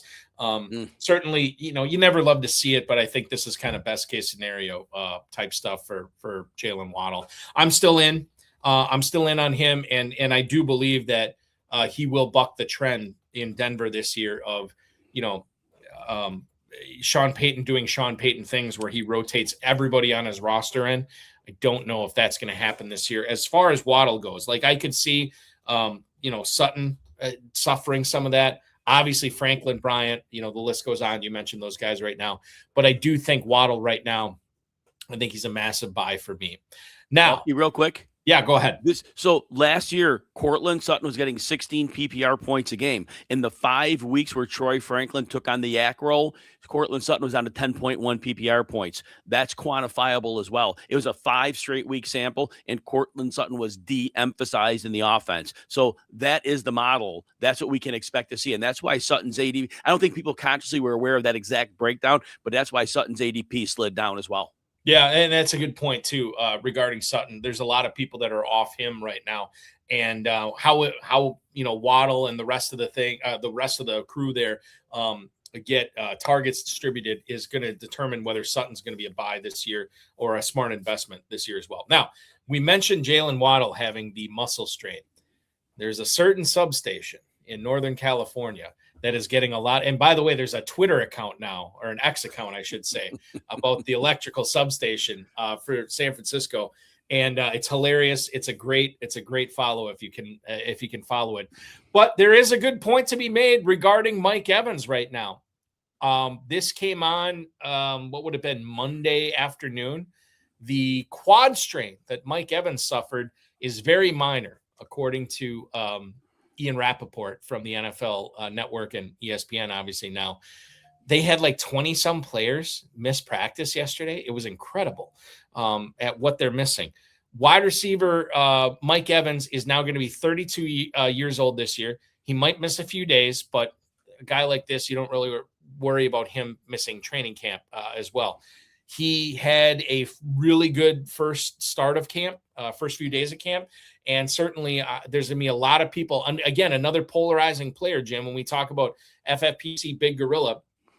Right now, we're looking at Mike Evans going off the board on average as wide receiver 26 at the 508. But he has gone as high as the 405. So the believers in Mike Evans are still going to keep drafting him. Let's not use his high point. Let's use his ADP. FFPC Big Gorilla 508. Tell me if you're in or out on Mike Evans right now at that price. 0 chance I have 1 share of Mike Evans. Wow. 0 chance. Balky, To me, this is the biggest layup of the offseason. This is before the injury. You'll hear me talk over and over about age and injury recovery, and players, once they start getting injured, it's a snowball effect as you age. Now, you said he's 32. Well, guess what? 2 weeks from today, guess what he is? 33. Yeah. So now that's a completely different bucket of player. And we see Devontae Adams, 2 years of hamstring injuries, but these aren't hamstring. But let's go further. First of all, it was a small sample last year, but there were about 4 games before Mike Evans got hurt. He was averaging 11.3 PPR points and 47 yards with Baker Mayfield. Small sample, I get it, but those weren't Mike Evans numbers. He may have been on the decline already. But here's the thing. Evans had missed 8 games in 10 years. He missed 12 in the last 2. This is the poster child of age and injury recovery. And then we go back. Other Hall of Fame receivers about this exact same age. Julio Jones. Oh, he's going to go to Tennessee. He's going to light it up there. Nope, 33 years old. He was done. DeAndre Hopkins switched teams. 33 years old. These are 2 Hall of Fame receivers. A little bit different than Evans, but in some ways they were boundary receivers. Done. Why is Mike Evans any different here? And my answer is he's not. And whatever injury he had now, whether it's substation, it's real. Again, this is age-related stuff, and this is not going away. He's not playing a healthy season because he hasn't done so, and the odds of him doing it are slim. The other thing is, I know that Brandon Ayuk ran a lot of different routes in San Francisco and was successful, but the Shanahan system is largely predicated on yards after the catch. Mike Evans, he's not a yards after the catch guy, bottom 5th percentile last year, but he's more of a boundary ball winner. And if he's lost anything, it's going to be a problem. And when they get in the red zone, all right, he's going to get 25 touchdowns. I'm joking, but Kittle will be healthy at some point. Kittle is getting the ball in the red zone. Christian McCaffrey is getting the ball in the red zone. So it's not like, it's all Mike Evans when they're inside the 10-yard line. No, they potentially have 3 guys they're going to use. Evans will get some of that. So I am completely out on Mike Evans. I think, listen, I'm glad, and this is the great thing about Jim Coventry, everybody. He has convictions, and he practices his convictions. And if you don't believe me, just wait till the next segment, because we're going to get into a lot of stuff there. But no, I think that's important. And I think it's also important to understand, let's say you were borderline with Mike Evans, and now you hear Jim talk about him, and you're like, oh, God, I should be out on him. Well, look at the other receivers that are going around that same spot. DJ Moore, Christian Watson, Devontae Adams, Rome Odunze, Jameson Williams, not really slouches there. So if you want to be out on Evans, maybe it's an easy pivot to go to some of those other receivers. Jim, if you were pivoting off of Mike Evans at that spot and you wanted to go with a different receiver, who are you most likely to go with? DJ Moore, Christian Watson? Mentioned DJ Moore. I'm going to stop you right there. Okay. And look, DJ Moore, I did not think that what Ben Johnson said in May last year was accurate. He said, I don't like DJ Moore's body language. I'm like, yeah, whatever. He's a superstar receiver. Once you see him play, you'll change your tune. It never changed. DJ Moore had 85 targets last year. But I'll tell you this about DJ Moore. They had to throw him the ball in the second half of the season, and he had 6 games of at least 17.7 PPR points. Those are big games, 6 of them. He still can play. He has not lost a thing. But Ben Johnson is into preciseness. DJ Moore is not the precise route runner. He just gets open. That's not good enough for Ben Johnson. I understand it now.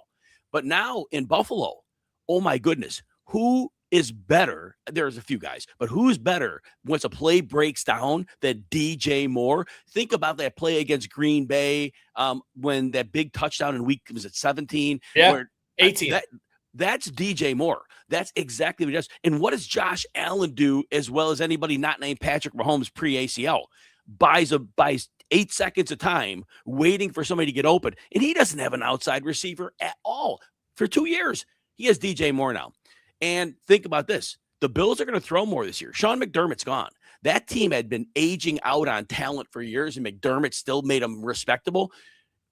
The aged out talent, that is going to be a problem. Nobody's doing what Sean McDermott did. This team's going to have to score points, and DJ Moore is going to be playing as he does. He doesn't miss games. He maybe 1 or 2 in his career.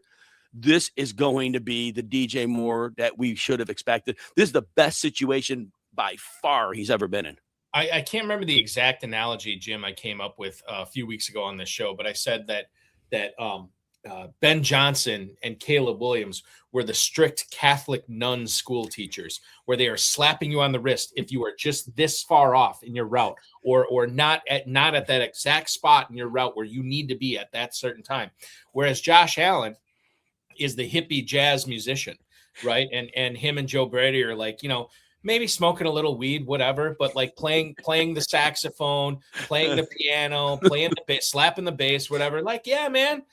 Just do your thing. I'll find you. And not to say any of these guys smoke marijuana, but I'm just saying that the point here is these guys they will find each other, right? They will find each other.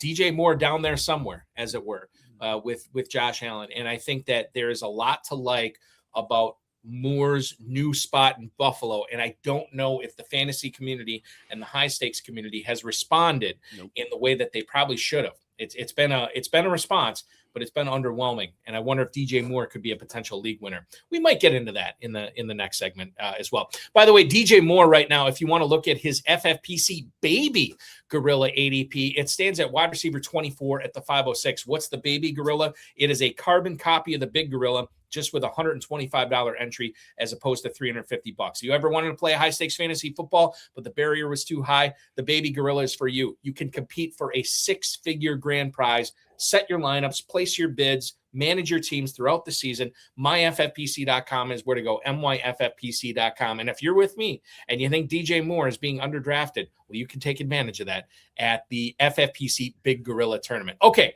Jim, let's get into this. The guy I just traded for in that AJ Brown trade I mentioned was the centerpiece coming back to me as far as what I need this year, DK Metcalf. And I'm not a Metcalf guy. I'll be quite frankly, I think that Michael Pittman is the guy I like on that offense this year. I think his game jibes much more so with Aaron Rodgers than Metcalf does. Metcalf basically had his worst season as a pro last year, outside of his rookie season in his first year in Pittsburgh with Aaron Rodgers. He's wide receiver 35 at the 709. I'd much rather take Jordan Tyson. I'd much rather take Pittman. I'd much rather take Godwin. I have been taking Alec Pierce over DK Metcalf at that price, but I'll give you the floor. Are you in or out on DK Metcalf this year? So Kings Classic, I drafted 14 teams, 3 flexes. The board is dried up by the 6th round, and you're calling it a day. DK Metcalf is actually like as close to a do not draft list as I possibly can have. And I'm in this 7th round, and I need a receiver, and who's sitting there with DK Metcalf, and I reluctantly take him. Jim, just give us some context. Who else was on the board at wide receiver at that point besides Metcalf? Oh my gosh, I wish the draft was 2 weeks ago. Yeah, been in too many of them. Okay, that's it was dry. The board was done. Literally, I had no option. Whatever it was, because nobody else wanted him either. And right. so now I'm in the worst spot in the world in that now I got to think about having DK Metcalf. And then I talk myself into a better position on him, which is a terrible thing to do. But here's the position, and it actually makes sense. Why didn't I like DK? Pittman's the possession receiver. We see Aaron Rodgers turtling. As soon as somebody comes, he turtles. He doesn't want to get hit anymore. He wants that ball out instantaneously. That's why Kenny Gainwell caught 73 passes. That's why the tight ends caught a bunch. Warren caught 40. They had no possession receiver. So, yes, Pittman is going to eat. But the more I started to think about it after I reluctantly drafted Metcalf, I'm thinking about, wait a minute. Because defenses now actually have a wide receiver they have to deal with, there are going to be some play action shots. They're going to be fast acting and over the top. Here's what Metcalf did in the first 7 games or first half of last season. He averaged 14.7 PPR points. If you had Metcalf through week 7 last year, you were really happy with that. It was a very good performance. What did defenses do after that? They realized there was no possession receiver. So defenses bracketed Metcalf. And therefore, Rodgers had nowhere to go because he wanted out fast and there were too many defenders. So everything stopped other than the Baltimore game where Baltimore, for some reason, single covered him. And then Metcalf got 3 boundary balls. So now with Pittman there, defenses can't just bracket Metcalf and call it a day. So I do think there's going to be shots. I don't expect Metcalf to be a big deal every week, but I do believe he is better than we thought he was going to be. He's not on my target list. But at the point now, if I redrafted again, I wouldn't view him as the do not draft player I once did, just a player I'd prefer not to have for week-to-week consistency. Yeah, I think you're right. And the consistency is a big thing too. Like maybe hashtag better in best ball is the way to go with DK Metcalf on this. But yeah, I don't know, man. Like I feel like, you think about a guy like him in Buffalo, right? Or just any other spot that, or like in Kansas City would be. And I'm obviously spitballing here with some of the great. Washington would be another one. Some of the great like innovators at the quarterback position that we have in the NFL right now. I think Metcalf could be better served there than in Pittsburgh, but he's stuck in Pittsburgh. He's getting money, but we don't have to like him for fantasy. I'm out on him. You are obviously out on him for the most part. Yes, I'm out as well. Like, and I'm with you too. Like I've been there in those drafts. Like it's been a long time since I've drafted a 14-teamer, but I've been there in those spots where I'm like, God, I don't like any of these guys, but because how far it stretches with 14 teams, you really have to get your structure right. And sometimes that might mean jumping on a grenade like DK Metcalf. Balky, I could tell you who was on the board. I actually pulled up a draft. Oh yeah, board perfect. Right now. Yeah. Let's hear it. Yeah, let me find my team. I was picking in the 10th spot, and there's Metcalf. Okay, so the players that were I got sniped on Josh Downs. I was hoping to get him. Jaden Reed was taken. These were the receivers that went after Metcalf. Alec Pearson, I'm worried because of the ankle surgery. That's the only reason. Otherwise, taking Pierce. Xavier Worthy, no thanks. Jaden Higgins, Jacoby Myers, I took in the next round, which is fine. Concepcion and Dobbs. That's who was on the board at that time with Metcalf. I think like I'm less concerned about the ankle than you are. So I probably would have taken Pierce at that point, yes, but it would have been a coin flip between Pierce and Metcalf. Like Metcalf, for sure over all those other guys. And then you still get Myers the next round. You still get Myers the next round, which is fantastic. Right, that did help. That softened the blow a bit. We will stay in the AFC North here, and I want to ask you about suddenly a polarizing tight end in Harold Fannin. It's weird, but there's been a lot of discourse in the fantasy industry, on fantasy Twitter, and in high-stakes leagues that apparently Fannin might be going a little bit too high, a little bit too much for his britches right now. He stands at the FFPC Big Gorilla as tight end 6 at the 5'10". That is smack dab in between Kyle Pitts and Tucker Kraft. Are you in or out on the Browns sophomore tight end, Jim Coventry? The cost has me concerned, and I'd rather have Sam Laporta, who goes to the tight end 8, coming back healthy from a back situation. Here was what I thought about Fannin. Wonderful player, extremely talented. What I noticed, though, was Cleveland's offensive line was as bad as a line that we've seen. There have been some bad lines. They were right there with one of the worst ones there were. And the quarterbacks were really problematic. And I think just getting the ball to somebody fast was part of the game plan. So I think Fannin definitely was in the right place at the right time. Remember, 25 of Fannin's 107 targets came in 2 games when David Njoku was out at the end of the season. 162 of his 731 yards in those 2 games with 25 targets. Now you bring in Concepcion and Denzel Boston, and they're talking up Jerry Jeudy. The offensive line, in my mind, was addressed. They're not going to be very good, but they're going to not be a train wreck like they were last year. And all that tells me is they don't have to dump the ball to the tight end every down out of fear of the play not getting run. And I think Quinshon Judkins is in a healthier situation. I think the offense is healthier. And I think Fannin will not be overly relied on targets. But again, I think we skewed his numbers because of the 2-game stretch late in the season. And I think, again, he's going to be fine, not tight end 7 fine. The FFPC Dynasty and Empire Dynasty startups are off and running right now. And as you could imagine, with a tight end premium format like that and Harold Fannin's age, he ain't coming cheap right now. If you want to go in that format, he's tight end 6. He's going off the board at the 4'10", right behind Tucker Kraft, but ahead of Kyle Pitts, ahead of Sam Laporta, ahead of Kenyon Sadiq and Isaiah Likely. If you think that is too low, or you want to take advantage of some other values, check out the FFPC Dynasty and Empire Dynasty startups. They start off at $100. They go up to $5,000. You can play fantasy football year-round, every single day of the year. FFPC Dynasty leagues, 2,200 of them. None have ever folded in the decade plus that we've been offering them. MyFFPC.com is where to go for that. Take Harold Fannin or don't. It's your dynasty team. You craft it the way you want. Those empires are pretty cool too. You can set aside, we will set aside half the pot each and every year. And anybody who wins that league 2 years in a row gets not only that year's prize, but that empire prize that grows every single year as well. MyFFPC.com is where to go for that. Okay, Jim, let's move on and talk about Mark Andrews, guy who's getting kind of a resurgence in FFPC ADP. I look at the Big Gorilla ADP on him right now, and over the course of the last 3 days, he has ascended to tight end 14 at 902. I shouldn't say ascended because he's been right around there for a while. He's in the Jake Ferguson, Dalton Kincaid, Dallas Goedert, Chiga Okonkwo tier. What do you make of Andrews playing on a team that's going to have not only a healthy Lamar Jackson this year, but a team that is going to have a new offensive coordinator in Declan Doyle, which I think you can look at it a couple of different ways. If this is a good or a bad thing, how are you looking at Andrews at the 902 right now, Jim?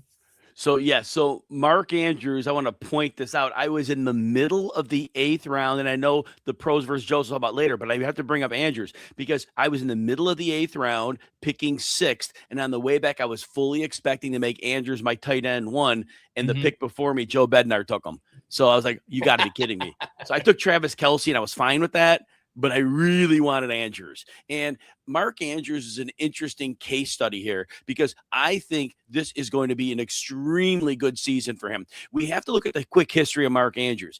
The year in 2023, remember, he had that season, he played 10 games and he broke his ankle. He was on pace for another 900-yard season and about 10 touchdowns, so he was fine. 2024 is the year he started out with that car accident. And so he ends up getting 11 touchdowns, but still 673 yards. Great. Last year, Lamar was hurt. The first couple of games, they were making him block more. Isaiah Likely's thing. I think we throw last year out. But here's what you need to know. The Ravens last year, they let Likely go. They let Kohler go.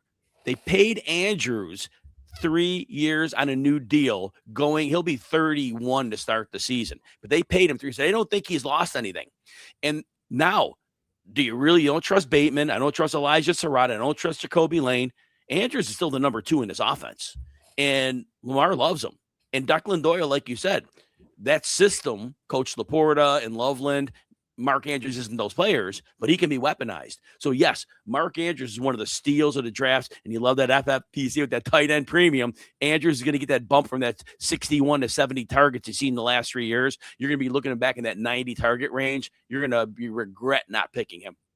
I think that Andrews is going to be one of these players, especially we talk about, like, Darren Armani was on the last Pros versus Joes stream where he was drafting in it on Tuesday night, and he brought up Rob Tomasino, longtime FFPC player, who won Pros versus Joes last year, and he read off the 4 tight ends that Rob had on his roster, and they were all not good, right? Like they I shouldn't say they were all not good. They were all just like, really? Those were his tight ends, tight end premium format, and he won the whole thing with that? Yes, he did. And I think Andrews could be one of those guys this year where you look at it and it's just like, oh, this is not attractive at all. This is not a sexy pick, but it is a very efficient pick, and it's a pick that's going to help you put up a lot of points this year as well. So interesting stuff there. Do we have – no, we don't have time. Okay, if we come back to this at the end, we will. But I want to get your thoughts on your Pros versus Joes draft that you just did this past week, Jim. That's going to be our final segment. We'll take our final break of the show. Jim Coventry from RotoWire.com, drafting in the Pros versus Joes this week. How did his team turn out? More importantly, how does he think his team turned out? You'll find out next on FFPC Insider Access. Don't go anywhere. We'll be back right after this. What's up, everyone? Andrew Cooper here of Fantasy Alarm, and I want to talk to you about my very favorite format ever, and that's best ball. Yes, we all love to draft. Drafting is the best part of fantasy football. But if you do too many drafts in too many real leagues, you end up with too many lineups, too many trades, too many waivers. It's a lot of work. There's a solution to that, and it's called best ball. You go in, you draft your team, and then you're done. You don't need to set a lineup, no trades. The algorithm optimizes your lineup for you every single week, so you can draft as many teams as you want. And the best place to play right now is myffpc.com, where they have the $125 buy-in with a $400,000 prize, and also a $35 buy-in super flex league with a $400,000 prize.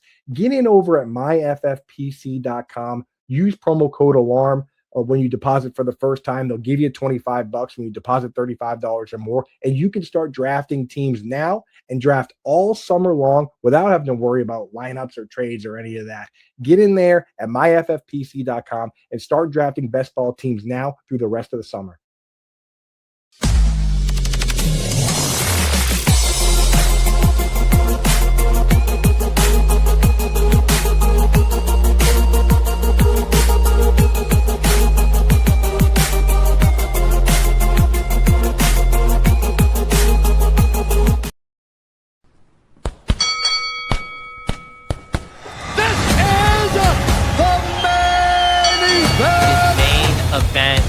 consider drafting a main event team on FFPC $2,000 entry team grand prize of $1 million. I'm looking for that $1 million top prize. Main event season is in full swing.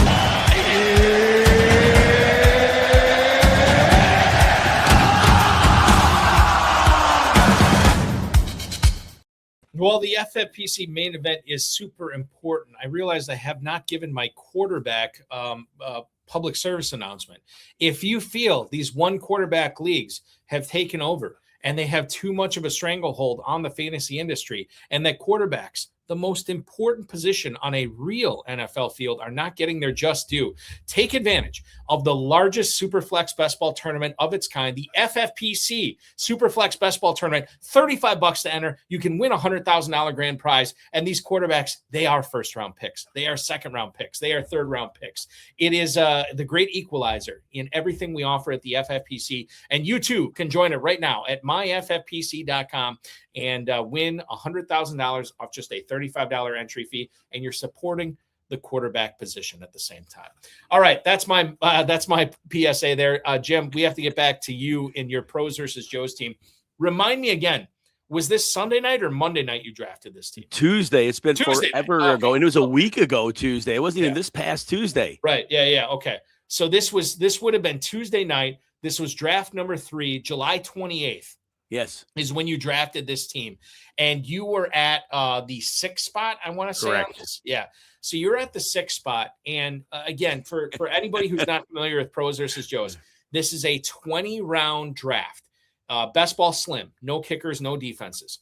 The winner of this league, each individual league, all 7, will get free 2027 FFPC main event entries, which are $2,200 value. Second place gets a pair of socks, courtesy of my HSFF Hour co-host, Farrell Elliott. But first place is what everybody's shooting for.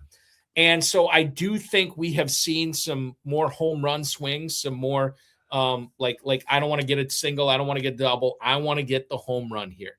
And Jim, you have backed up your convictions on what you've been telling people to do with Omarion Hampton to a new level here, where you took him as the 6th overall pick of this draft.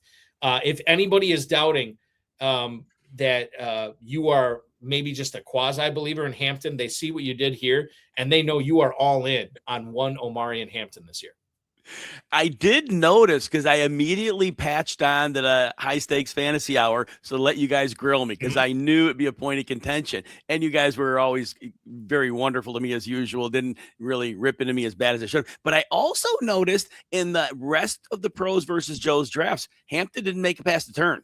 I thought that was interesting. No, he did not. You're right. Yeah, he did not. And maybe that's a commentary on like what the industry is just viewing him at this point. No longer a 1-2 turn pick, no longer a second round pick, just a bona fide back end of the first round pick, Jim. So what I say about Hampton is this. First of all, yeah, he had a freak injury. He broke his ankle last year. He was still averaging 15.9 PPR points behind a terrible offensive line. They had no tackles. The interior was horrible. It could not have been a worst case scenario for Hampton. And yet he was still really good for fantasy. Well, you come to this year and the 2 tackles, look, I'm going to assume they're healthy and they're going to stay healthy. Alt and Slater. They bring in Tyler Biotish at center, who may not be Superman, but he can move in those zone schemes. He's very useful. 2nd round pick on Slaughter. Cole Strange, not a great guard, but he can move a little bit. So you bring in Mike McDaniel. And first of all, some people are saying, well, Hampton's not a good outside runner. Hampton averaged 5.1 yards per carry on outside zone runs with no offensive line last year. So don't tell me he can't run outside.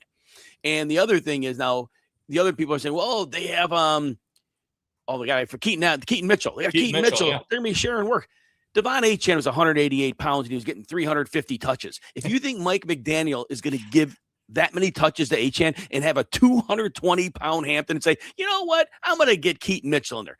Mitchell will get some work, of course. Jonathan Taylor gives up 20% of the snaps. So first of all, let's get those all off the table. Hampton's not catching the 88 passes that Devon Achane caught because he's not that guy, but will he catch 40? Certainly. But in this scheme, defenses cannot sell off to stop the run. They don't have Tua Tagovailoa. They have Justin Herbert. Can make every throw in the book. They can stretch the field any which way they want. Teams cannot load up to stop Hampton. or they will pay dearly for it. And the league is about stopping the pass. Hampton could not be in a better spot this year. I will draft him aggressively.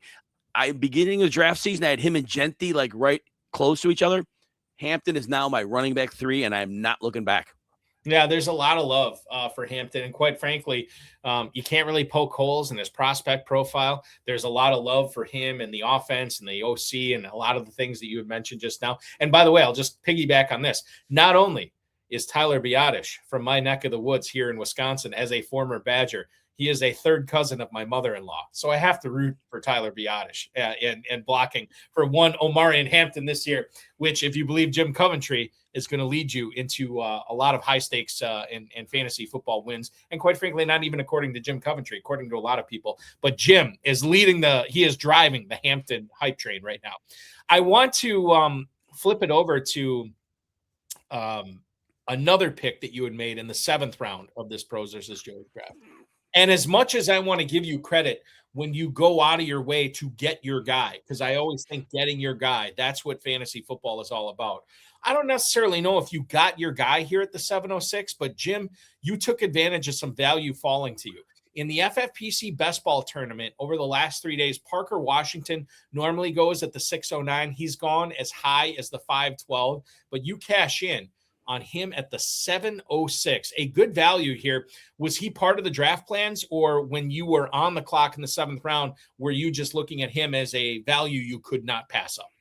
Balky, full disclosure to everyone out there, I have my draft board. I'm usually comfortable with 4 or 5 players at every spot in the draft. This Pros versus Joes group was so good. Usually those 4 or 5 players were all gone. That doesn't happen to me. And I draft in the super, super tough leagues. This specific draft, my players were not on the board. I love Chris Olave. Had no intentions of taking him. He was the best on the board. Same thing. We got to Parker Washington. Parker Washington was not target. I wanted Marvin Harrison. He went before him by 4 picks. But he was the end of a tier. But I'll say this about Parker Washington. He was not a fluke. 30-year breakout guy. Liam Cohen. And I said this last year, Liam Cohen took a half a season to figure out what Trevor Lawrence was. First, he ran an offense, and then he realized Trevor Lawrence is not a good perimeter passer. He's not a good downfield perimeter passer. So what do? We get the ball in the middle of the field. Once Travis Hunter was hurt, Parker Washington got unleashed as the explosive middle of the field slot element. Jacoby Myers was traded for, plays the outside, but runs a lot of in-breakers. And Brenton Strange was healthy. Those are the skill set of Trevor Lawrence. I mentioned earlier, and I'll repeat, Parker Washington offers them an explosive element in the middle of the field. The other 2 pass catchers in that part of the field don't. Parker Washington will continue to play extremely well. His target share in the last 4 games, including the playoffs, was through the roof. They're not turning that back. He is a perfect match for what Trevor Lawrence does, and Liam Cohen is not a foolish man, and he realizes exactly what Washington brings to the offense. Didn't target him.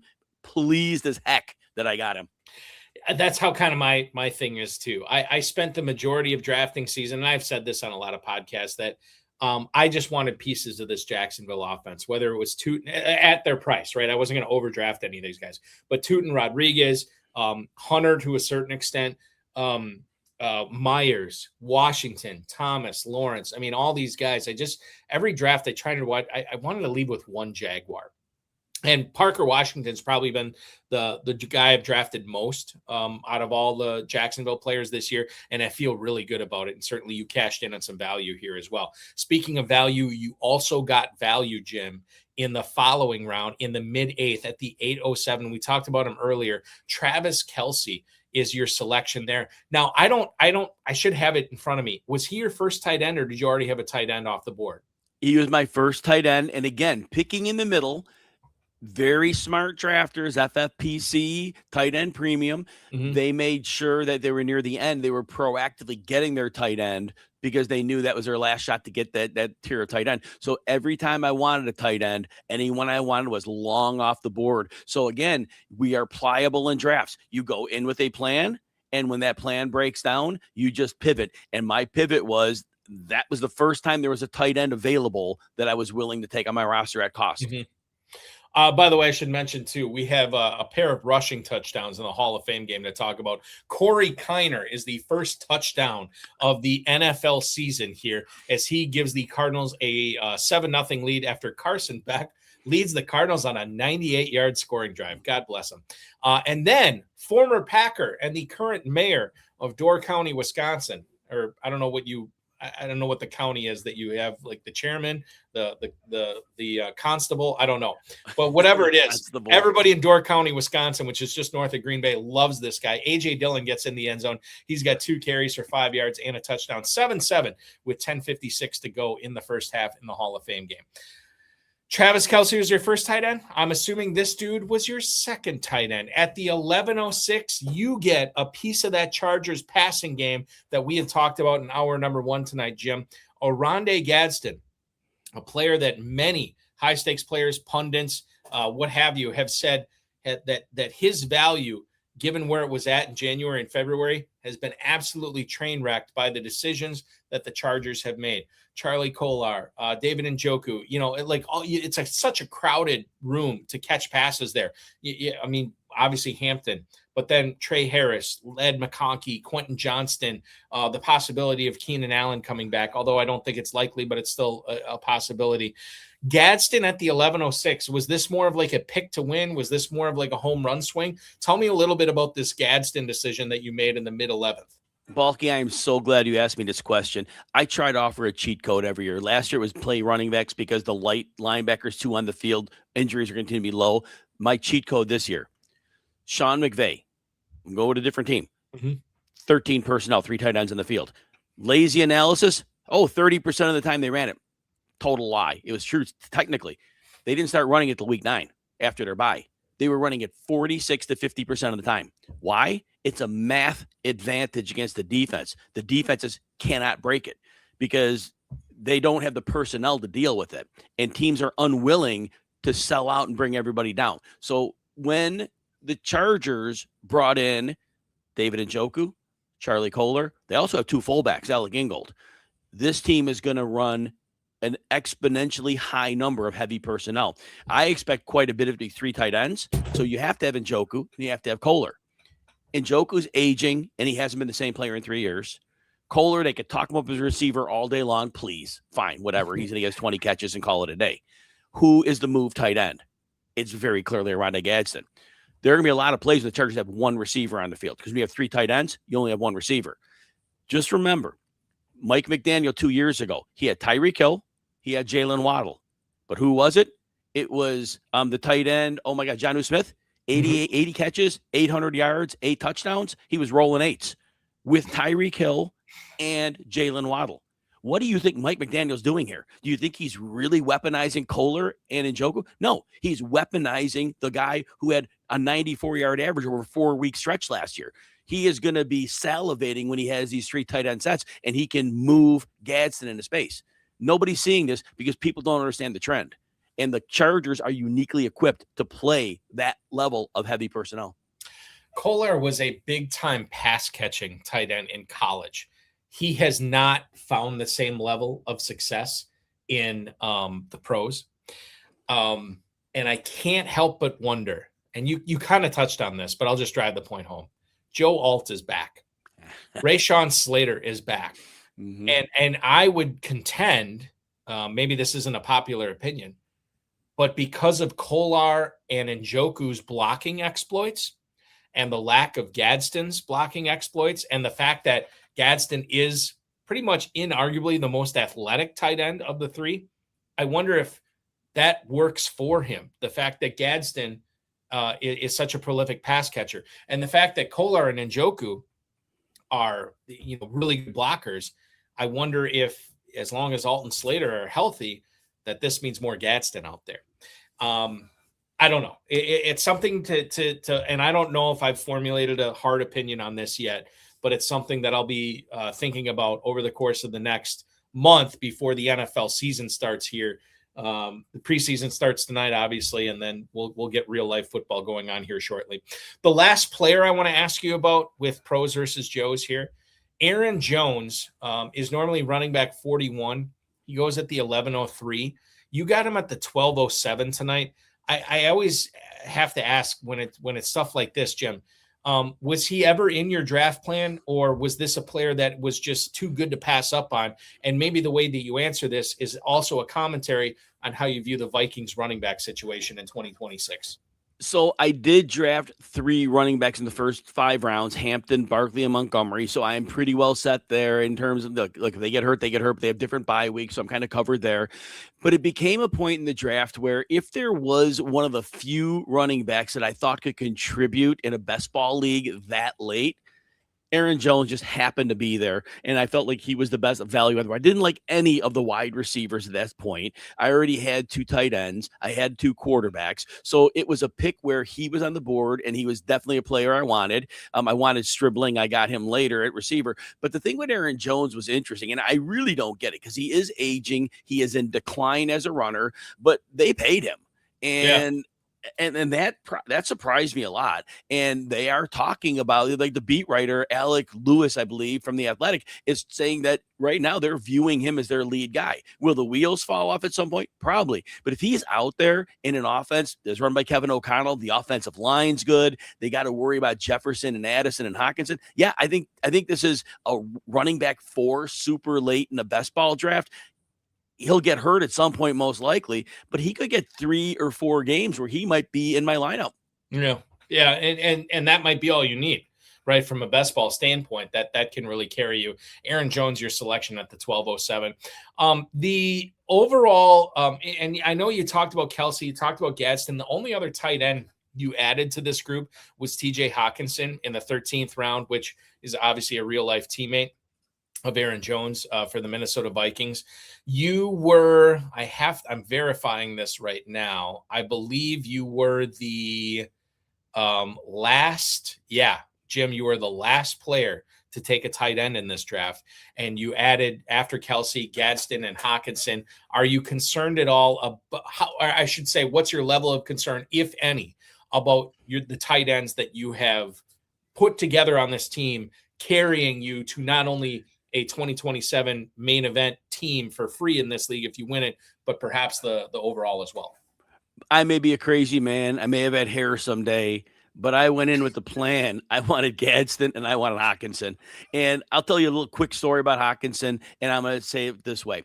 TJ Hockenson in 2022 played for 2 teams, the Lions and the Vikings, and he was over 900 yards. 2023, he only played 15 games. He had over 900 yards, and he tore his ACL. We knew 2024 was a lost season. Coming back midseason from an ACL, he didn't have that surgery till January 31st. We knew he'd be bad that year, and he was. Last year, J.J. McCarthy was a quarterback. Everybody was bad. TJ Hockenson is 29 years old this season. He still is. He may not be that 900-yard player, but we have to excuse the year he back from the ACL. We have to throw away J.J. McCarthy. How is he not a 700-yard receiver? And I get the Kyler Murray thing. They're going to boot action and roll him out. So it's not like Murray can't see the middle. They're going to be designed rollouts. Hockenson, look, Trey McBride did really well with Kyler Murray. So it's not like he can't throw to a tight end. And I'm not comparing Hawk to him.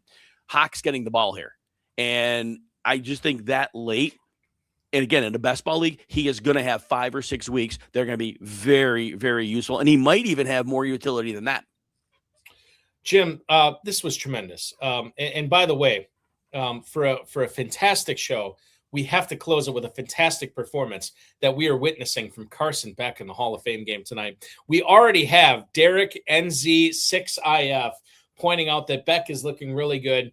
9:38 to go in the second quarter. Oh, by the way, that's Derek Greer, a longtime FFPC player. Derek, I'm sorry, I didn't recognize your YouTube name, but Derek Greer, who's been a guest on many of my shows before, pointing out Carson Beck, Jim, 10 of 12 for 134 yards and a touchdown. He just hit Jalen Brooks for a 49-yard catch down the sideline, and then hit Simi Fehoko for a 5-yard touchdown catch. The Cardinals now lead the Panthers 14-7. What's the takeaway? Oh, I'm not at all concerned about Carson Beck managing this team in December anymore. Greg Cosell would tell you, create the bust right now. Right, exactly. Jim, listen, I'm going to give you an opportunity to do this once again. For a must follow on X, go to Jim Coventry NFL for everything he's producing. the multiple threads a day, the multiple X posts a day that is going to help you become a better fantasy football player and more prepared when it comes to your draft, as well as all the articles you're writing for RotoWire. And if anybody is looking to get a membership to RotoWire, like I do, make sure that you're giving them that discount code tonight. Yeah, the code is Jim for 35% off. We usually don't do that. It's a significant discount. My rankings and the rankings of our other experts for the first time ever are live on the site. You'll have those for whatever league you need. Let's win our leagues together. I hope I can be part of your process. And I think the other thing to point out too, like, with everybody you guys have added, Theo Greminger and Ian Hartitz and like the force is becoming complete at RotoWire right now. You guys are making waves, definitely at the forefront of the fantasy football content conversation. You guys have had some articles of like your favorite sleeper of the year, your favorite bust of the year, or whatever. Those are worth the membership like by themselves. So check it out at at rotowire.com. The promo code is Jim, and you get 35% off your RotoWire subscription. Jim, this was a pleasure, man. I know I will talk with you again soon. I will definitely see you in draft rooms for the duration of the season. I will see you in the off season as you are grinding out content, getting everybody ready for 2027 drafts. But I will leave you with this. Good luck in Pros versus Joes. Good luck in all your 2026 exploits. And the thing I always say to every guest on this show, keep up the great work. Thanks so much for carving out 2 hours of your time tonight. I'll let you go enjoy the Hall of Fame game. Always a pleasure. Appreciate all the work you do, Balky, FFPC, even Darren Armani, throw him in there. But Thank you. It's an honor to be on your show. Thank you. That is Jim Coventry. I want to thank him and our producer, Sean Engel, tonight. We'll be back at 7:00 p.m. next Thursday with a live stream draft. Theo Greminger is going to be drafting a $125 FFPC Best Ball Tournament draft at 7:30 Eastern time. So him, and then of course, if you've been watching Pros versus Joes, the 14-time FFPC champ Dave Tripoli. Theo and I will banter about, get Theo's thoughts prior to his draft at 7:30, and then he will draft for a $400,000 grand prize at 7:30, and we'll cover it for the duration on the FFPC Insider Access. For Sean Engel, for Jim Coventry, I'm Eric Balkman. This has been FFPC Insider Access. Enjoy the Hall of Fame game, everybody, and we will talk with you again at 7:00 p.m. next Thursday night.